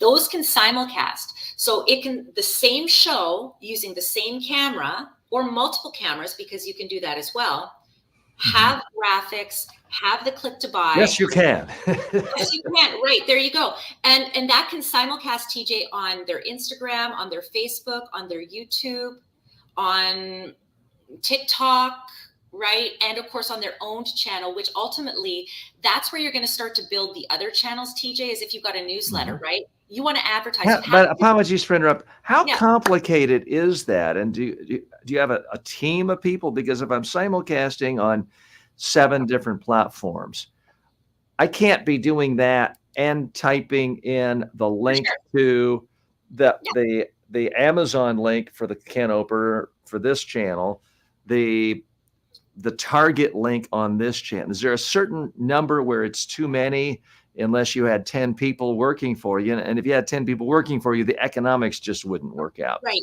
How do you handle that issue? So there's a few things to unpack there. First of all, the platforms themselves, I mean, I don't work for those platforms. Every platform has something different. So if you're looking at the ability to buy in show that simulcast on those multiple channels. They've got the back end software and stuff. I mean, I'm talking if someone puts a heart, there's a direct link that ends up automatically through AI and all the other automations. Okay, so you don't necessarily have to have somebody typing out the links and all of that, right? For the event that we're doing tomorrow, we've got my friend Kevin, who's with Little Round Productions. He's sort of managing the graphics and the cameras. I'm going to be essentially the host. We've got the designer who is the expert. So there's two of us, although it could have just as easily been her if she's comfortable doing the calls to action, or it could have been just as easily me if I was a fashion expert. And then we've got a moderator who's sitting off to the side, and they will be interacting with anyone on the feed that has questions that we don't answer on air or to put links. Now, I mean, there is planning involved without question. This is not like, hey, let's go live and let's wing it. I mean, when I was giving you the demo on the can opener, I'm winging that. But if I were producing a show, you would want to have a little lead time, few weeks. You want to put the graphics in. You're going to create your show flow. A lot of that happens on automation. This is not unlike what happens in regular news programming and in TV home shopping. But it would be silly for me to say like, oh no, we're just like, hey, we're just doing it all. No, you have to decide what is the team that you require? Okay, TJ, you've got a few people behind the scenes. I mean, I was getting emails confirming links, pronouncing my name. You have your producer there that is putting up information in the feed. So you have a team. You have to decide what you're capable of. Now, to that point, I have a friend of mine who now works in the cruise ship industry, but she was a host with HSN, and she would host on the BeLive platform an interview just like this. And she pre-inputted all the graphics. She hosted, but she had a capable guest, right, that didn't need to be babysat too much. And she could then also pull up graphics and comments. So if you are a multitasker, if you are a creator, don't be surprised if you can handle lots of it on your own. But these platforms, they are designed to make it user-friendly and easy. And all you really need is a little bit of planning, right? And that's what I help with at livesellingschool.com, promo code LiveSell40. In the next hour, I'll disable that, but 40% off of my course. You'll learn how to do all that. But you can really, with very, very little onboarding, execute a live stream show yourself. And by the way, you get better as you go. So like, don't be intimidated, right? With these platforms, they make it very simple once you get a handle on a few of the technical aspects. Our special guest is Dawn Choubey, who is an internationally renowned expert on the art of live selling. You can go to her school, livesellingschool.com, and check out her course, her program. Now, Dawn, you're sort of a superstar in this industry. You've been in it for a quarter of a century, so you're at sort of an elite aspect of this. For someone who, say, went to your school 6 months ago, and they're spending, let's say, 4 hours a day in this arena, where are they now on their journey? Are they doing 1 hour a day live on YouTube and simulcasting? Are they doing 1 hour a week and spending all the time in promotion? How often are they live streaming, and what is their home base for live streaming? So first of all, I mean, like, and the nice thing is that you can, my course is all online, on demand, no travel required. You can go ahead and learn at your pace. But once you get the skills, the first thing, as I say, is just go live, okay? And be regular. So you can go live, and we see this all the time. You can go live every day if you want, right? Like you stream your show. Where are you recommending someone start? YouTube or where? Well, honestly, YouTube is one of the biggest shopping opportunities available out there. But if you don't have a huge following on YouTube, that's not where you want to be. You want to be where your audience is. So let's take away any of the paid platforms, because you want to make it easy for yourself to kind of work up your skills. Instagram Live, Facebook Live. Go every day if you want. Go once a week. Set a schedule and market it. And you don't have to spend the money on doing it. Set up an event. On Facebook, you can go, you're doing an online event. So Skin Cosmetics, a brand that we sell in TV home shopping, they regularly host live stream events. And I host with Dimitri James, who is the founder. And these are things that they promote. They promote them weeks in advance. They send reminders. It's part of their newsletter. They'll do a Facebook Live to say they're doing a Facebook Live. So start where your audience is. That's the best way. If your audience is on Amazon, do it on Amazon, because you then have the traction with the links to actually earn commissions. But if you just want to get practicing your selling skills and going live, and to establish yourself as a credible source for product information and as a way to get the products that you want at perhaps discounted rates that maybe benefit the person who's selling. Go live as often as you can, but promote it. Don't think that they're just going to come because you go live. Promote it. Get people excited. If you can offer a discount code, if you can offer a gift with purchase. With Amazon Live, I know that you probably get the emails as well, TJ, saying, oh gosh, here are the sales of the week. Go live with what you know is going to drive traction, but go live. And where do people see you live? What's your typical schedule in a week? Do you have 10 a.m. to 11 every Monday you're on this platform, or how often and where are you live? So when I was working in the world of TV home shopping, I was the launch hours typically. So you'd see me, at 10 o'clock Eastern to 1 o'clock Eastern, and I would be live pretty much every single night. I now am, I still do some live stream as a host, but my real goal with Live Selling School is to empower influencers and brand ambassadors and sales reps, because keep in mind, you don't have to be an influencer to live sell.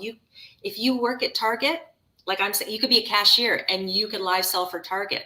You can do it whoever you are. So I'm a lot more behind the scenes now. So I don't have a regular, like, oh, here's Dawn. When can I watch Dawn live streaming? I will say though, tomorrow night at 7 o'clock Pacific, 10 o'clock Eastern, if you go to jackbyjc.com, you will watch a live stream shopping show. I will be in action with Rosemary, who is the designer. So we will actually be live selling if you want to see that in action.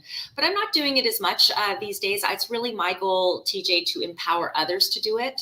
But if I were doing it, I would be setting up a regular show once a week. I would say, okay, I love cooking and I like making cocktails. So I would do a tune in on for Dawn's Saturday Night Sips, and I would take any one of the cocktail books that I have here that I purchased on Amazon. I would have that set up on my table or my bar or my counter, and I would dress it up with great, I'd make it look like a bar, right? I'd treat the camera as though this is a person sitting at the bar, and I would have all the products there, the bitters that you can buy on Amazon. I would have the mixers, I would have the glassware, I would have the straws, and I would create a scene that people at home would be itching to replicate. Oh, and thank goodness Dawn would have all those products linked on her Amazon feed. And that's how I would do that. I would do that every Saturday. And if I couldn't do it, then I would let people know ahead of time that I'm going on holidays, I'm taking a break. And just so that people know that they can tune in the following week. And that's how I would do it if I was hosting a show. So for your students, if they've been doing this 6 months, do you recommend like 1 hour a week set time and then spend 20 hours promoting it to get an audience? Or what's the ratio of hours per week doing something live versus promotion? Right. So, listen, if you're promoting a regular show, 100%, that should be ongoing promotion. And depending on how lucrative your streams are, you might want to look at boosting posts. You might want to look at Facebook ads. You can get as real in the weeds of marketing as you want, but ultimately keep in mind that viewers also have a very short memory. So if you are doing one-off events and you promote it a month ahead of time, it's dead. They forget. There's other competition. The day was nice. I'm not doing it. So I would say for sure, regular promotion, but also don't be afraid to say, hey, we're going live in 30 minutes. And go live on your Instagram live saying, hey guys, Dawn Chube here, or TJ Walker, I'm going live in a half hour on Amazon Live. So I know we're on Instagram. I'm going to ask y'all to go to Amazon.com, find my storefront, grab your coffee, grab your cocktail. I hope to see you there, and promote yourself really close to your events as well. But yeah, regular strategy. You sort of have to, honestly, you have to sort of figure out what works for yourself. It's going to be different for everyone. So try something. If that is successful, do that again. If it's not as successful, tweak it. You got to figure out your own secret sauce and your own secret marketing method. Comments coming in. Jules says, she is good. Thanks, TJ. Well, we're getting some good feedback for you.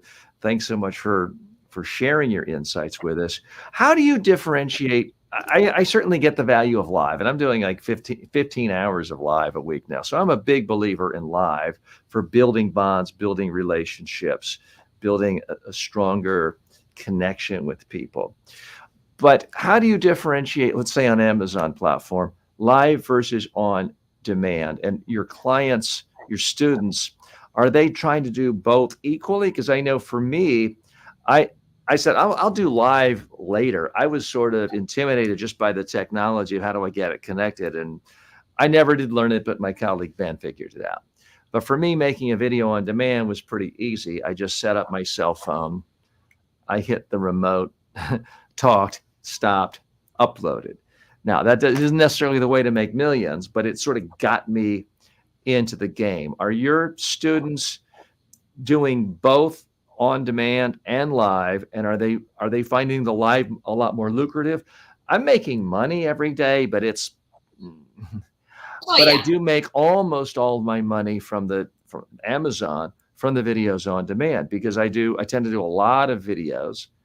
And every once, I mean, I did a video with my daughter on her backpack the other day. It got 6,000 views. I don't know if we've had many sales, but I did.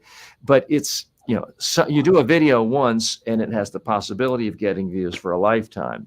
The live is on demand. People can see that on demand later. But I'm just wondering, when you're coaching people, do you say, well, whatever you're going to talk about live, you might as well do a rehearsal, make a video of it as a part of your rehearsal. And then that video could go on your storefront as a video on demand. It could go on the product page. Do you differentiate that way, or how does that work for you? So, I mean, ultimately a video it's not as reactive. So I would suggest if you're doing a video in the format that you're doing, be sure that you anticipate what some of the questions might be so that you can address it in your video. And it could even be that you do the video after the live so that you can incorporate some of those strategies or some of the questions or concerns that came up in your live stream and do that in the video. So I think, absolutely there's benefits to both. What I find is, first of all, I find live actually easier than recorded because I've worked 25 years in the live space, both on breakfast television and at TSC. I think what happens with video is, if that's your comfort zone, for sure, definitely go video. But I don't mind the live to tape element. And for anyone watching and listening, when I say that, I mean, don't necessarily feel like you have to edit a bunch of sort of pieces to make one video. If you can, set a timer. If it's 60 seconds, if you want to put it on a YouTube short, keep it, at 60 seconds or under, and do your pitch, do your hook, do your whole formula, your permission to buy. Maybe you read a testimonial and give people the call to action of where to buy and why they should buy now, right? Mm-hmm. Incentive or limited quantities. But yeah, I find that there's definitely that appeal to do both. But the goal I have is to incorporate, again, live selling techniques, whether it's in person, live stream, and certainly on video. I think there's a benefit to reaching the audience in all the different ways, TJ. And I think it's smart to not just think that, everyone's going to watch live. No, not everyone's going to watch live. Some people are going to catch it at whatever different time zone. So yeah, I mean, it's smart to think of all the different ways. Mm-hmm. And with Amazon specifically, do you have a way of tracking sales from the live portion? And for that matter, the videos on demand, because you can see what product was purchased, but you can't necessarily see it. If you talked about the product live and you talked about it in a video on demand that's on the product page, and you get a sale, at least I don't know how to read the data to figure out where the sale came from. I mean, ultimately, TJ, I mean, my goal is to teach the skills. I think the back end and the analytics on the different platforms, I mean, that's because I can't possibly be an expert in all the different platforms. And frankly, there's new platforms that are coming up all the time. Mm-hmm. I would suggest the skills that you're learning from me, you're going to be able to use on all the platforms, but also let's also use a little bit of common sense here too, because 100%, I mean, I get my Amazon influencer thing and it tells me how many bought in the US, how many people bought in Canada.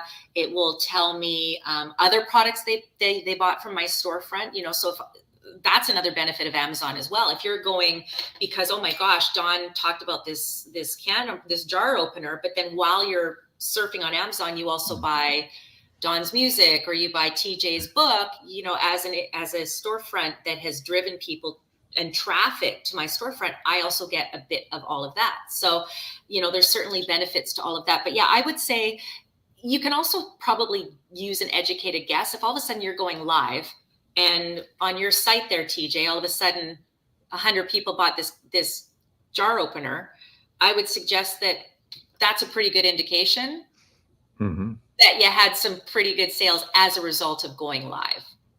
And do you recommend, by the way, if you could post your storefront or Amazon, I know a lot of our viewers and our community would love to see it. Yeah. Post your storefront address. That would be great. I will. And do you recommend as a best practice to your students, if they're going to talk about a product live, do you also recommend that they do a shorter form, horizontal or vertical of the same product so that it has a better chance of getting on the homepage? Because my understanding, and maybe I've missed it, if I talk about a product in a live, that doesn't typically get on the product page, does it?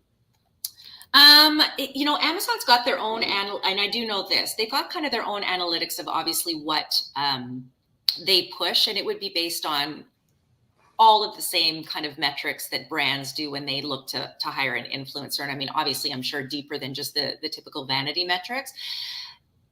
My understanding is it's kind of a bit difficult, right? So ultimately, are you looking to get famous on Amazon? I'm not going to be able to tell you how to do that. All I can tell you is that if you create great content, if you have enough people that are buying, you will most likely get on the radar of either Amazon or the brands that partner with Amazon. Because don't forget, Amazon also makes a lot of money with advertisers and people that are sponsoring products and live streams. And that trickles down to the person who is selling on those Amazon storefronts. So yeah, I mean, it's always interesting. Like, okay, did I go onto TV because I want to be famous? No, I went on TV because, it was kind of going to be kind of fun and I could earn a living doing it. Right. It's hard to reverse engineer that. You have to, it's like the build it and they will come, right? If you are an engaging personality, you provide good value, you have a great offer as a brand, you've got somebody that is able to create a show flow that eventually nurtures the customer to take them to the pathway to purchase, you're going to be of value. And ultimately, then you will get those deals. And I think it's probably very similar to getting on that front page of the Amazon. Great insights. Mary site and tips. Jules says she is excellent. I concur. Our special guest today, so happy she's been with us. Fantastic insights. Dawn Chubey, please check out her website. Oh, I'm going to post the link from the private chat. Let me just pull it in right now. You can check out her storefront. It's just at Dawn Chubey. Yeah, like I think you go, I don't have the whole link because I'd have to pull it, but it's like I think you go to Amazon.com. Amazon.com/shop/ and then the person's channel. And they so it'll be at Dawn Chubey. And that's and all my socials. So I'd love to see you on LinkedIn. I'd love to see you on Instagram and Facebook. And if you're subscribing on YouTube, feel free to subscribe at Live Selling School or at Dawn Chubey Media. Great. Dawn, thanks so much. Thank and you. Remember, check out the website, livesellingschool.com. 40% off, Live Sell 40 on my gold level course. I'd love to see some of you online. It's an on-demand video, no travel required, and lots of great bonuses in there as well. Thanks, Dawn. You're fantastic at selling. You are walking the talk. Thanks so much for having me.